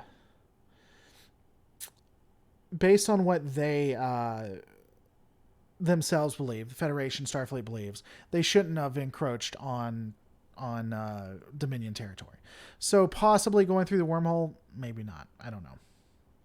Yeah, and that's something I yell out a lot. Captain Moroni nails it. Stop making me defend Trump. Because people say such uh, idiotic things. I don't necessarily want to get too into politics, but I'll say this. The way people react to Trump is worse than Trump himself, and it makes me have to semi-take his side on something I should not do. Trump should scare the holy living hell out of you. If you're a conservative or a liberal, in my opinion, everything he has said should scare the ever-living hell out of you. I don't want to get into it. I'm not saying you're bad if you support him. I'm saying that I just don't see how anyone who is conservative or liberal could possibly be okay with stuff. But anyway, being a moderate is hard. I agree. As pack animals, it's in our nature to segregate. I would agree with that too. Anyway, yeah. It is sad that Maoists won't interact with you over science fiction genre. It is their loss, really. Yeah, I would agree. It's just symptomatic. I mean, again, I appreciate it. Just really makes me appreciate channels that do interact with me, like Continuum Track, Lore Runner, Ketwalski, the Trek Geeks, their podcast. Me and them could probably really disagree when it comes to politics. It makes me, yeah. The Federation could have stayed out of the Gamma if the Dominion would have placed a keep out sign. That's not unfair. I agree. To the person asking about the Gamma Quadrant, yes, we should have stayed out, not permanently. We should have sent probes asking permission. So there are some interesting arguments to that. And let's go ahead and change that topic, because let's do it. Should Starfleet have stayed out of Gamma of GQ?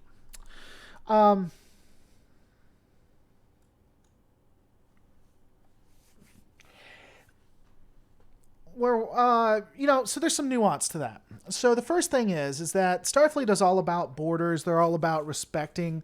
In the very first episode, it says, I'm not here to defeat you and conquer you with weapons or even ideas. I'm here to learn and to ask questions and to learn new questions.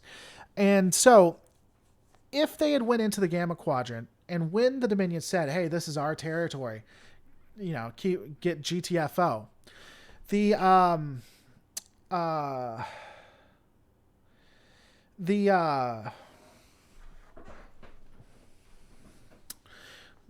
should have backed off and said, I'm sorry, and started doing some kind of negotiation with them.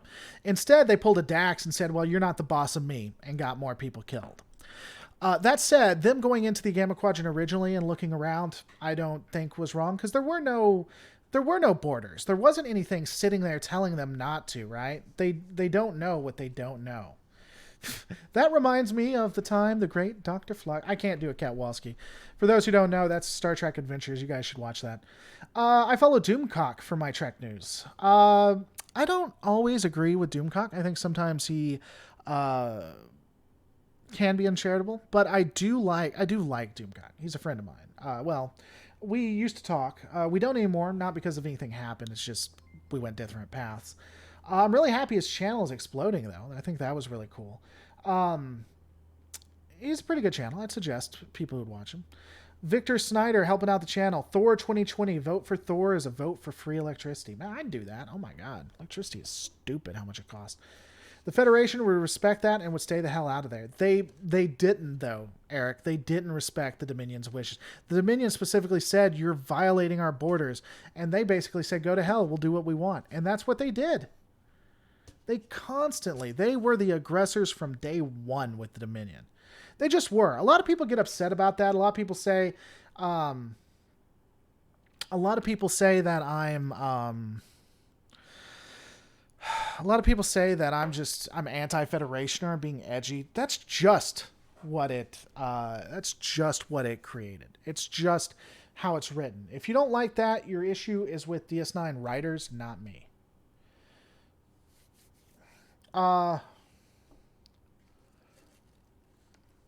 What did I think of how the Borg evolved during TNG and Voyager, and do you think they could continue to evolving during Star Trek Discovery?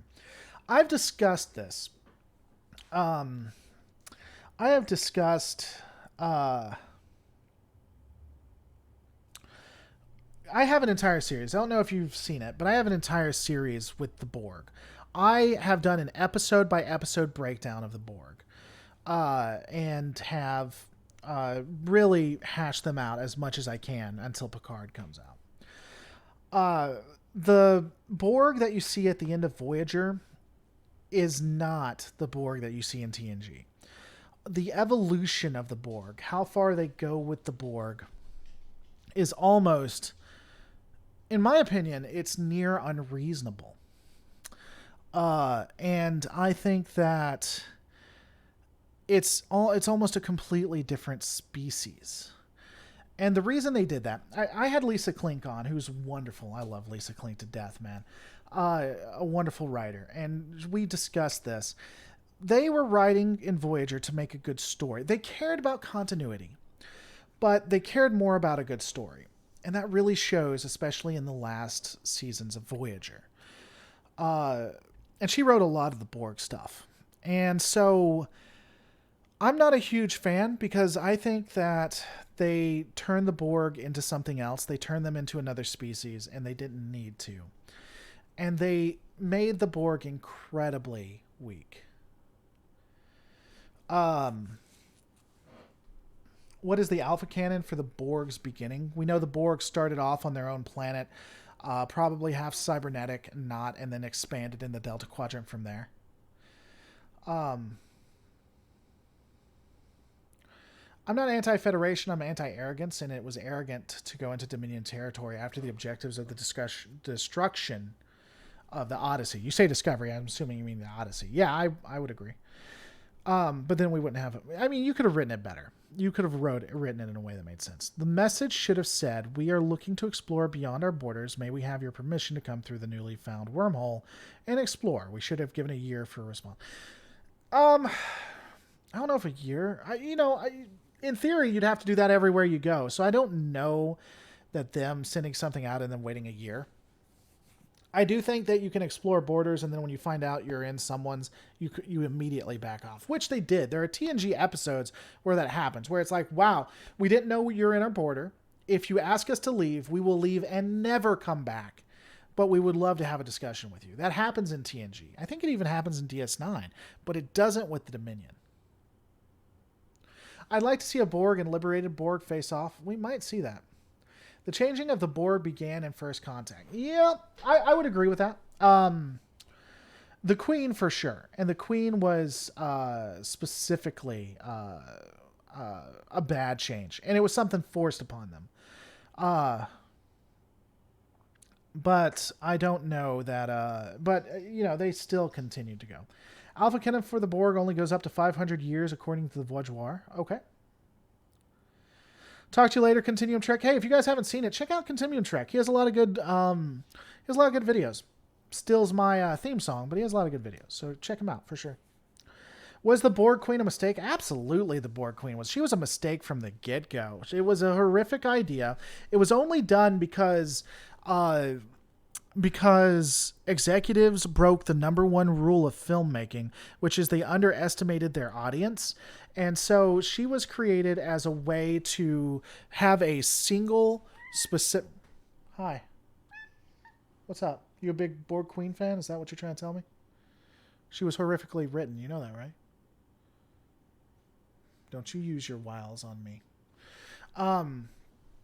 She was a horrifically written character, and she was done to have a singular bad guy when you didn't need a singular bad guy in the series. A queen is not essential to the hive mind at all, at any point. Oi, I asked you first. I didn't steal anything. I'm giving you a hard time. I just gave you a shout out, so I don't even want to hear it. Continuum track.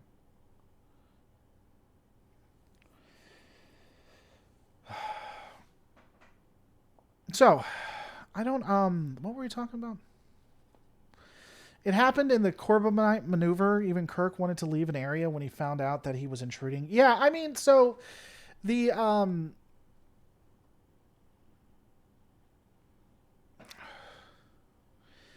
the Federation has always respected borders until the Dominion. I don't know what changed there. In other words, producers wanted the Queen to have someone be physically defeated in a final fight scene. Yes, but it wasn't producers. It wasn't the producers. It wasn't the director. Well, I don't think it was the producer. It was like high-level executives that didn't even... They were just the money guys. And I don't... no.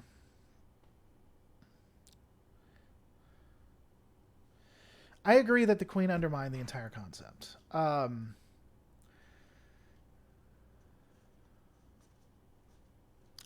The other thing, I guess, so it's not just the Queen. The Queen is the most glaring and the thing that makes the least amount of sense. But you see the Borg become more like the Federation and more like just a species in Voyager, the evolution. So I guess we'll just want to the negative evolution of the Borg, uppercase.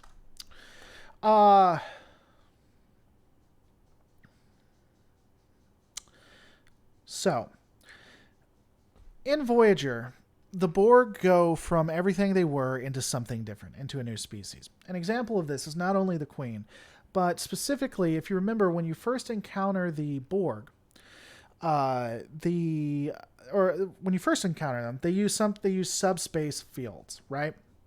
And so, the subspace fields, basically the way they worked is when you first attack the Borg, you hit them full tilt. Full damage, completely and utterly destruction. But you only ever get one shot. So after you completely and utterly hit the cube and rip into it, you'll never be able to do that again. In Voyager, if they still had the subspace fields, they weren't used as much. They used shields. Like common shields that you see on an Intrepid class or a Galaxy class starship. And then there were other things that happened too. They don't... and this one's debatable, but when they had babies on the ship, that one's debatable, Perhaps the assimilation of Picard had changed the Borg. They could have added a Queen and other ships after. So I've discussed this. This is one of my lore theories that I've done, that the Federation just, detonated what it was to be a Borg. So when you first see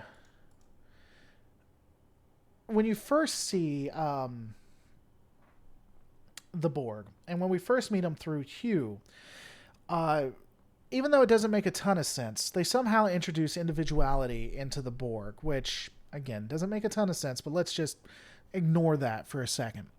So, with the introduction of individuality, the Borg Queen may have been created to stop that. Kind of like with what Lore did with that cube, in the Gamma Quadrant, the Queen was constructed to bring order back to what was chaos.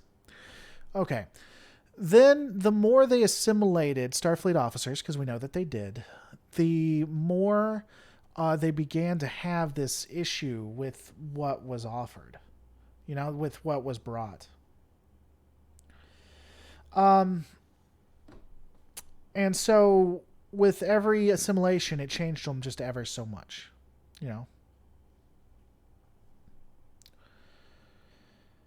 Voyager taught me good maths. If you have 47 torpedoes, you can only fire 156. It's true. That is honest to God the way these things work. I mean, that's just science. This was the 200 plus ships can defend themselves as well as conduct all the scientific and planetary research missions without any danger, or at least reduced danger, show the Dominion was willing to fight. Yeah, I mean... And how many ships the Federation and Starfleet had would always, change just dramatically. It's interesting that I'm sitting here having a conversation with you guys, and you guys are fighting over how beehives work. What's going on, double triple A squared? I love how you guys are. Let's look it up together, because apparently this is okay. So let's look it up together. Does the queen control the hive? Does the queen bee control the hive? Here we go. This is science. Although the name might imply it, a queen bee does not directly control the hive. Her sole function is to serve as the reproducer. The queen bee is able to control the sex of the eggs she lays. That's interesting. The queen lays a fertilized female or unfertilized male egg according to the width of the cell. Okay. She doesn't directly control the hive. That's science. We've proved it. It's science. Well, I also hate how in Trek reptile warrior race. I also hate how in Trek they have a reptile. Why don't you like reptile warrior races? What's wrong with that?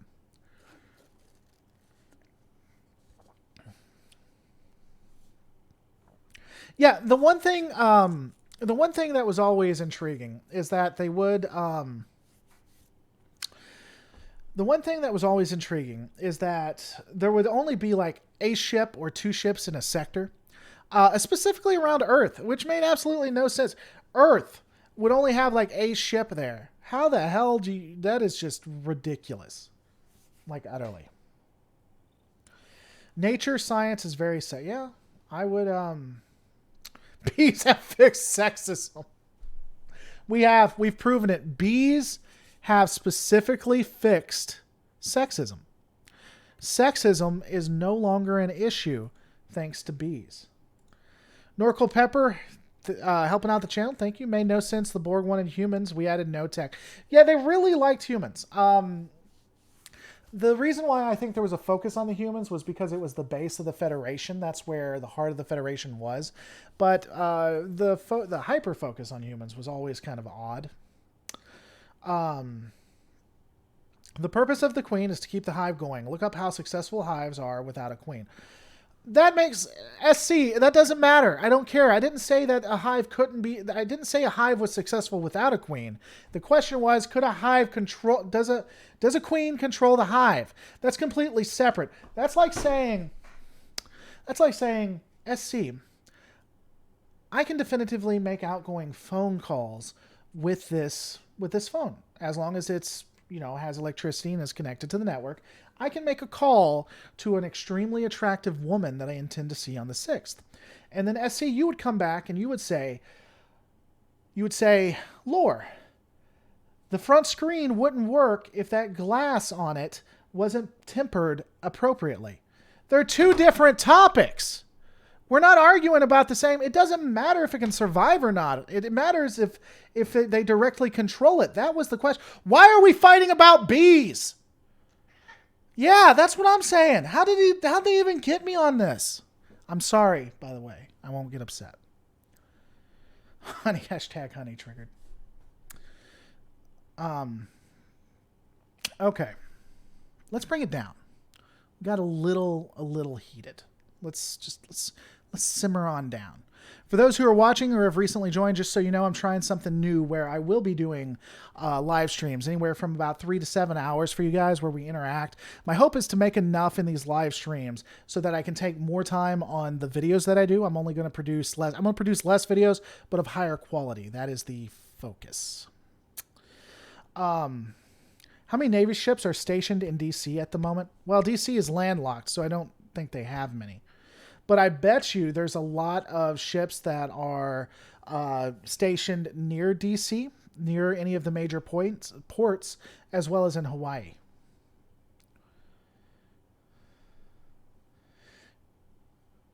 Queen bees. What the hell? That was unbelievable. I hate every one of you. I hate you all. What's going on, Anthony Teleraco? Hope you're doing well, good sir. So are the Borg are replicators, but are actually somewhat menacing? Can you rephrase that? So the Borg are replicators. Oh, you're saying like from that one series? Yes. Yes. Norfolk was home to the Atlantic Fleet. Yeah, I think it. I'm pretty sure. Look, I don't know. But I'm pretty sure major ports, especially near targets like DC, probably have a contingent of ships that protect them. I'd bet money on it. The hive works because the queen and her propagation. Sure.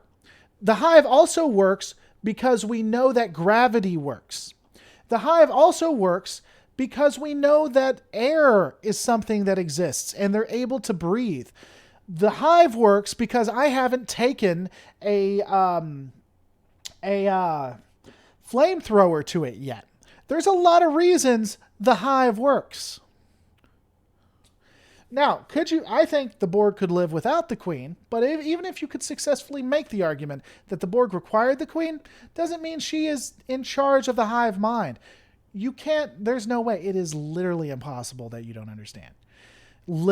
Seriously, the fabric of time itself would rip itself apart if you didn't understand this. That it would be the end of all life as we know it on planet Earth.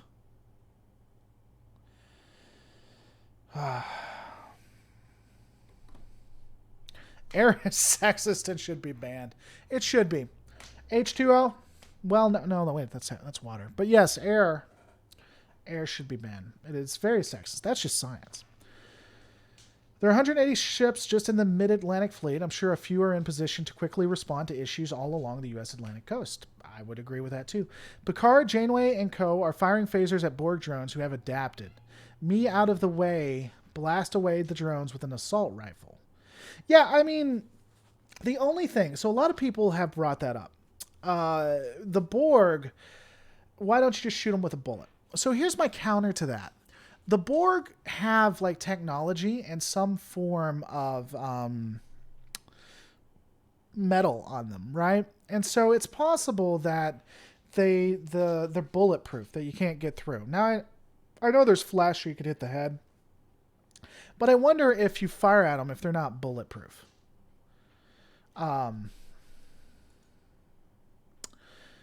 Trek has shown that a queen, most individuals Borg flounder. Well, in Voyager, yes. In TNG, no. I heard that bees voted Trump because bees are Nazis. They want a wall made of wax and paper, and they're going to make the wasps pay for it. I wish I could love that comment, but I can't.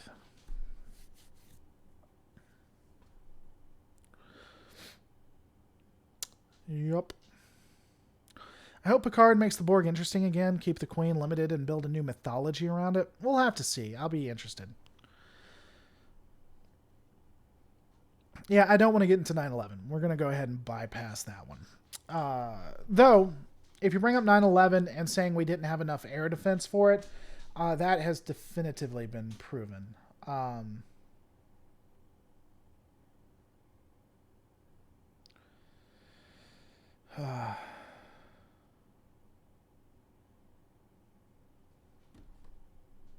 Give me a second. TNG with lore showed that. No, I wouldn't say so. After Hugh, maybe. But before Hugh, they existed without it. I think the shields... What's this? What's up, doll? What's your problem? You okay? All right, go. Tree crate. No. Go. Tree crate. The analogy of the Borg queen to a queen bee isn't a good one, as it can be argued that a bee hive is a singular creature and the queen bee is simply the creature's reproduction system. Yeah, I would agree with that. Hey, Laura, so what another evening of toxic politics? Let's go then. So another evening of toxic... We actually were talking about toxic politics just a second ago. We are no longer doing that, though. Not right now. I wonder if it's about the storm, if that's why my dog is freaking out. My dog doesn't like storms. So the Borg queen is there to have sex with everyone. Sure, I guess. I mean, if that's what you do, you boo. See, a lot of people ask me about Kappa. I'm not really worried about Kappa in the slightest. There is no way that this could be.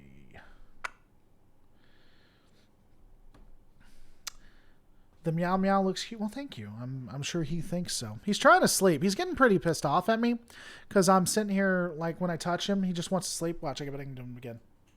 Yeah, see? He's trying to go to sleep. He does not like me messing with him. Even if he's getting petted, he wants to sleep.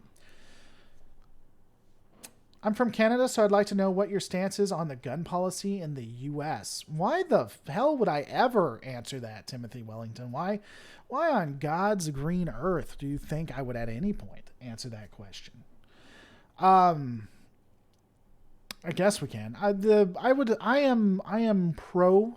I am pro Second Amendment. I do believe in the right to own firearms. Interestingly enough, they should be banned in favor of phasers. I'd agree with that. I recently was looking at doing a politics channel. I opted not to, but my first thing was going to be gun control. And I'll say this, and then we'll change topics pretty quick. But I'll say this: interestingly enough, the most free countries allow their citizens to have access to guns. However, there's also a direct correlation to freedom of speech and GDP and wealth, as well as the freedom to access guns. So those three apparently have some correlation to them. And I will say that the regulation of guns has a mild impact on freedom of speech in countries that first allowed it, then became wealthy and started reducing it. So but it's very mild. And so to give you that example, if you look at the United Kingdom and Germany, which allowed guns and have high GDP or high wealth, they had pretty good freedom of speech options. And then they reduced the ability of gun ownership. And you started seeing those freedoms reduce very slightly. The U.S. Has high gun ownership and has retained most of its freedom of speech. I don't want to argue this with you. That's just what I found when I did research into it. It doesn't necessarily mean that it's right or people should own guns. I do think there's a correlation to civilian gun ownership and freedom of speech. And I highly value freedom of speech and freedom of expression. That's what I'll say.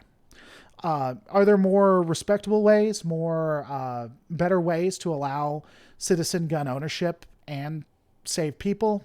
Maybe. With that said, that's all I'm going to say about it. I'll give you guys 60 seconds to 2 minutes to give your opinion on it, and then I want to move away from it.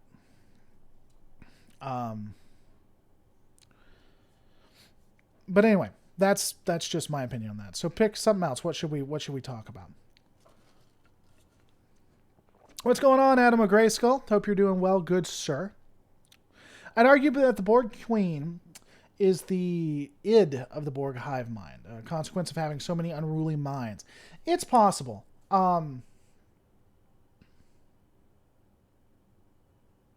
It's possible. I don't know. I'd have to think about that. Swords are awesome. American government does whatever it wants. It's done plenty of bad stuff. With zero uprisings, you might want to take a look. I'm about to blow your mind, Jan, but you might want to take a look at the years between 1861 and 1865. There was a little uprising, and I understand that you might not know of it. It was called the American Civil War. It's little talked about. All right. So I've given you guys your time. At this point, let's move a little bit off of it. But yeah, any other good B channels on YouTube? We could do that. I could look up B channels. That's what we need to do. SC has completely gotten us off topic. Some American states are bigger than entire countries. Okay. Oh, the Shays rebellion. Yeah, there's been a lot of rebellions, actually. The U.S. has had... Here's the thing about the United States, though. The United States is just like any other country. Anytime there's a rebellion, usually we kill the people who try to rebel. We're really big on that. We either kill them or we try to make it look like an accident. What do you think of Star Trek series set in a non-Federation backdrop, like Cardassia, Romulus? People have tried to do...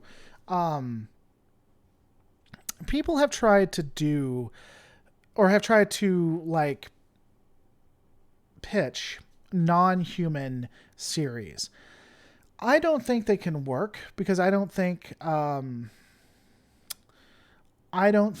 there is. I don't think they could work because I don't think you can relate to the way the aliens are. You know, what's going on, German Trekkie? I don't know. I just don't. I don't think they could work. Lore Reloaded. So we're denying that Borgs aren't based on hives. I don't know. We have had this discussion. Can you show me where they may have called them beehives? I don't know that they did. What's your favorite planet in the Star Trek universe? Earth, probably. Earth seems like a really cool place. Risa and the ability to have sex a lot is probably fun too. Americans are hypocrites. For a nation founded by traitors who fought a rebellion, you lot sure hate rebellions.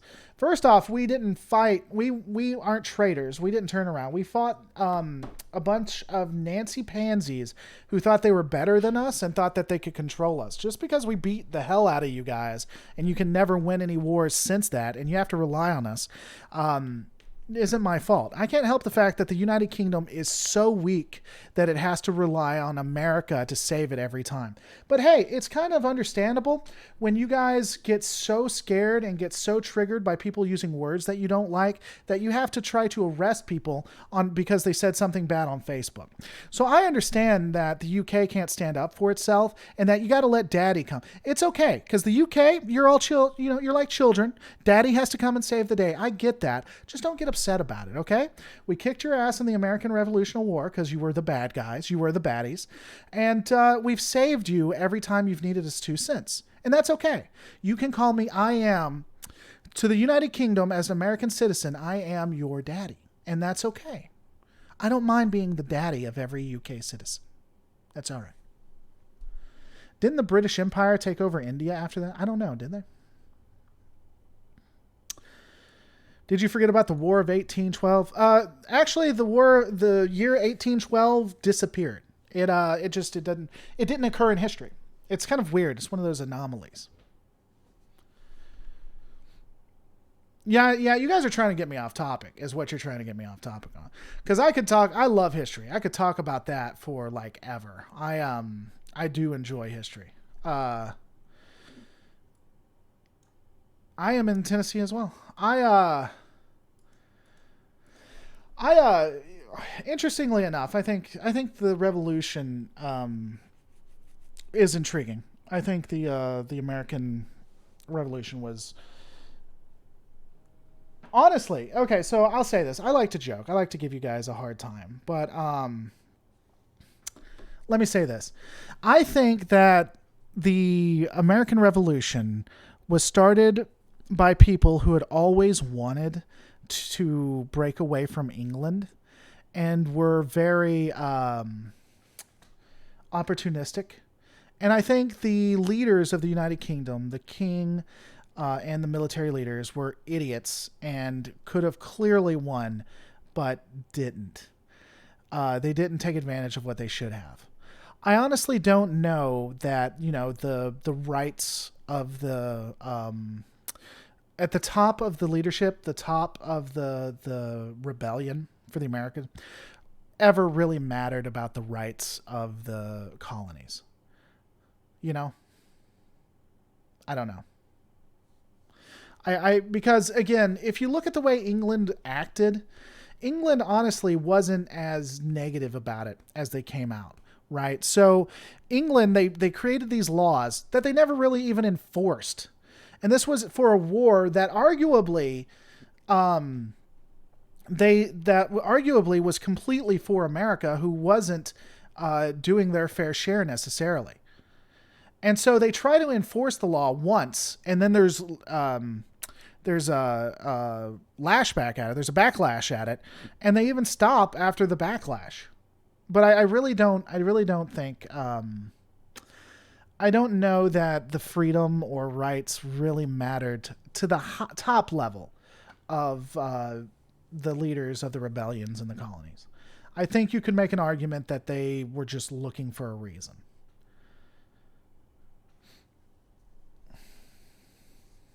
I don't know. The king was trying to not kill that many. That's why Britain lost, because the tyrant never really wants anyone to be harmed. Yeah, it's also communications and stuff like that.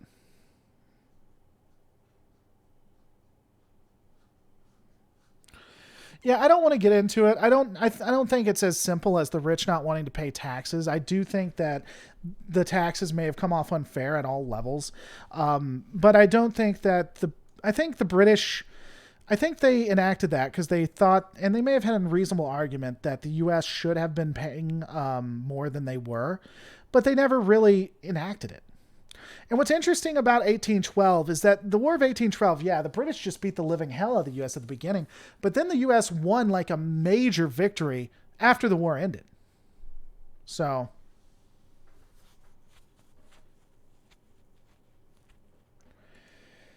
oh, hey, Timothy,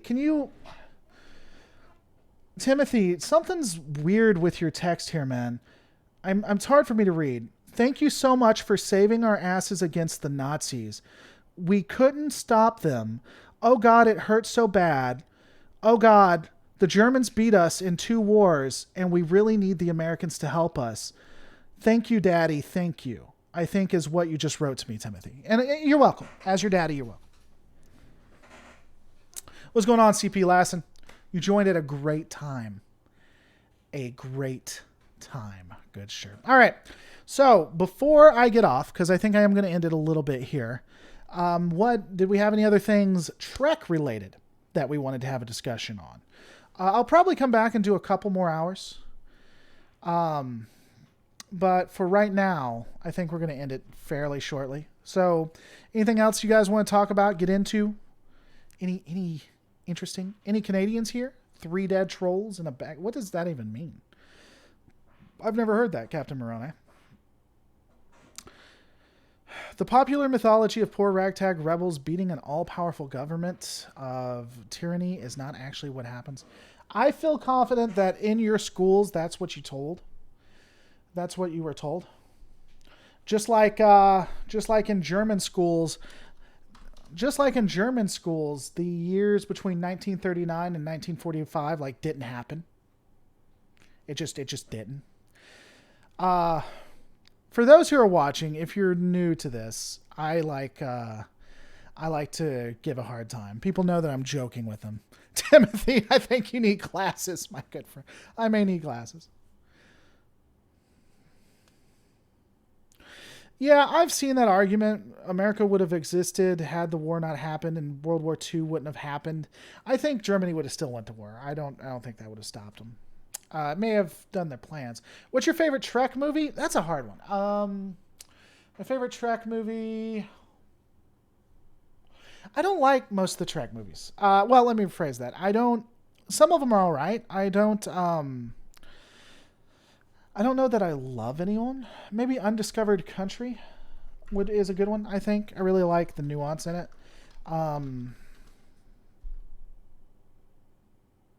Is it Undiscovered? I don't know. Maybe not. Yeah, Undiscovered Country, I think is pretty good.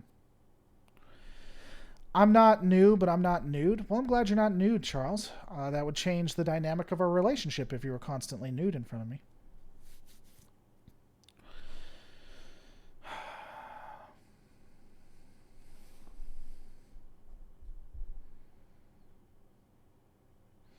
World War II happened because of World War I. I would agree with that. I did leave a Trek-related thing for Cardassia about how I love their architecture. Yeah, it's intriguing.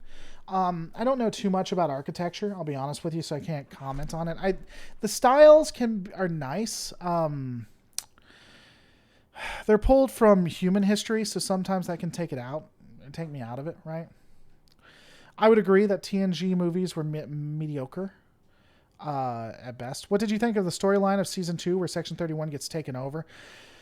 I think they pulled that from beta canon, and it's better, but not the best. You know?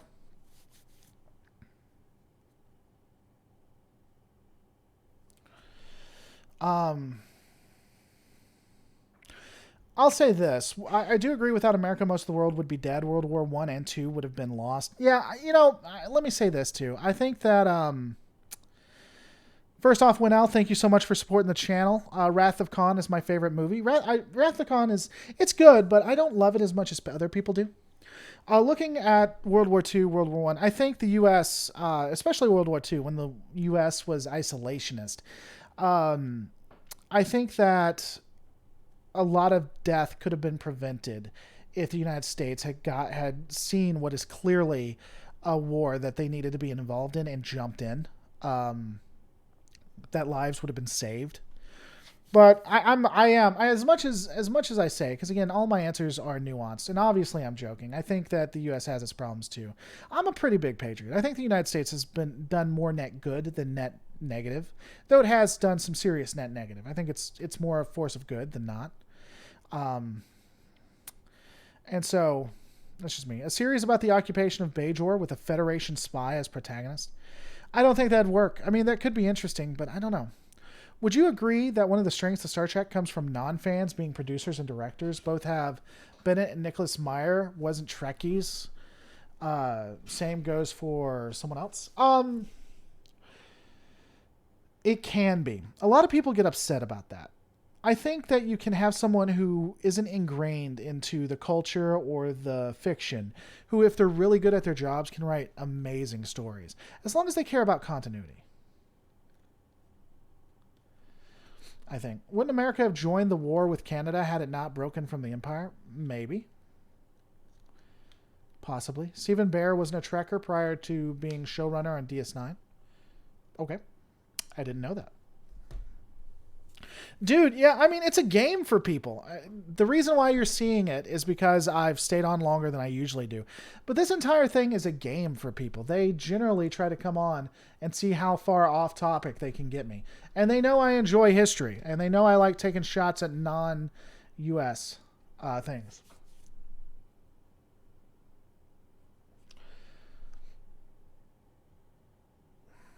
So, there is that.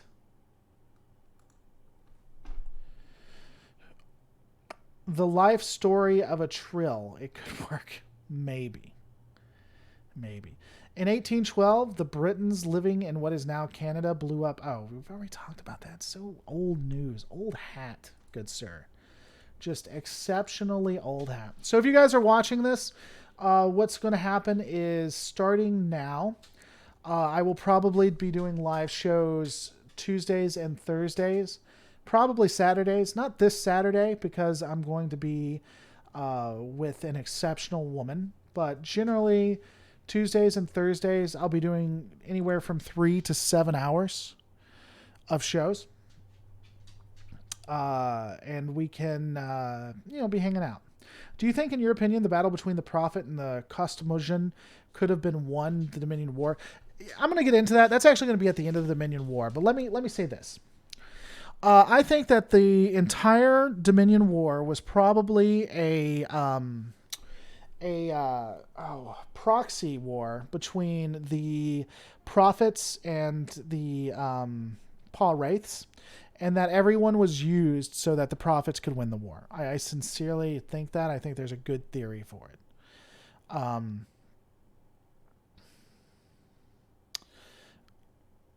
Here's a hard question. Do you think Gore should be president if he called for the impeachment of Clinton? No. I don't think Gore should be. Is she a redhead? She actually said she would change her hair color for me to red. So she will be a redhead at some point. Either that or she's thinking of going purple. I think she should be a redhead, though. That's just me. Oh, she's not in on that joke. I need to have her get me a Philly cheesesteak, though. I think people underestimate how the American Revolt changed global politics. I think that you had very good propagandists as teachers, S.K. Wells, is what I think. Good sir. All right, guys, so we're going to be ending it now. I'll probably come back because, again, the objective is to have these be longer. I'm hoping that if I do this consistently enough, I can at least get maybe 100 people watching consistently, because I used to be able to do that and then I stopped. But Before we do that, I'm going to ask you guys all a favor. Do me a solid and go to Anti-Tracker's channel and say, I just shared it, and say Lore Reloaded said hi. Can we get at least, we got 60 people watching, can we get at least, let's say, 10 people to do that for me? Because I have been entertaining you for at least 2 hours. I'm going to entertain you for another 3 to 5. Can you do that for me? SK Wills, unless you think history is not connected, it's not propaganda. I'm joking with you, buddy. Feel down. Feel good. I feel like I didn't get my money's worth. CP Lassen, what's up with that? Okay, come back, sir. And you will get your money's worth. You will. What's going on, Lee Johnston? Good sir. But yeah, go over there and say that. Do it now. And then we'll do gelato reviews in about 3 or 4 hours. I'll come back and we'll do some gelato reviews. That's exactly what we'll do, is gelato reviews. Oh, come proud. Thanks for the entertainment. Hey, Winnell, I'm here for you. One word, foreplay, a.k.a. simmer. That's what we start doing. I've been foreplaying since Monday. Good friend. I'm not a fan of big live streams. The chat goes way too fast. I can understand. Charles, you'll love mine. You'll love mine, good sir. So go over there. Go do it now. Come on. We got 3. Give me 6 more. 6 more. Come on. We can 7. I'm sorry. I can't do math. Money is evil. We don't use it in the future. Okay. There we go. We got 4. We don't use it in the future. We use credits. 5. All right. We're going to have to work on this, people. Thanks so much for watching. Don't forget to rate, comment, and subscribe. Thanks so much, guys. I'll see you on the next Lore Reloaded. Check out his channel. Go watch Anti-Tracker now. If you want to watch something, go watch his channel. Because he's live right now.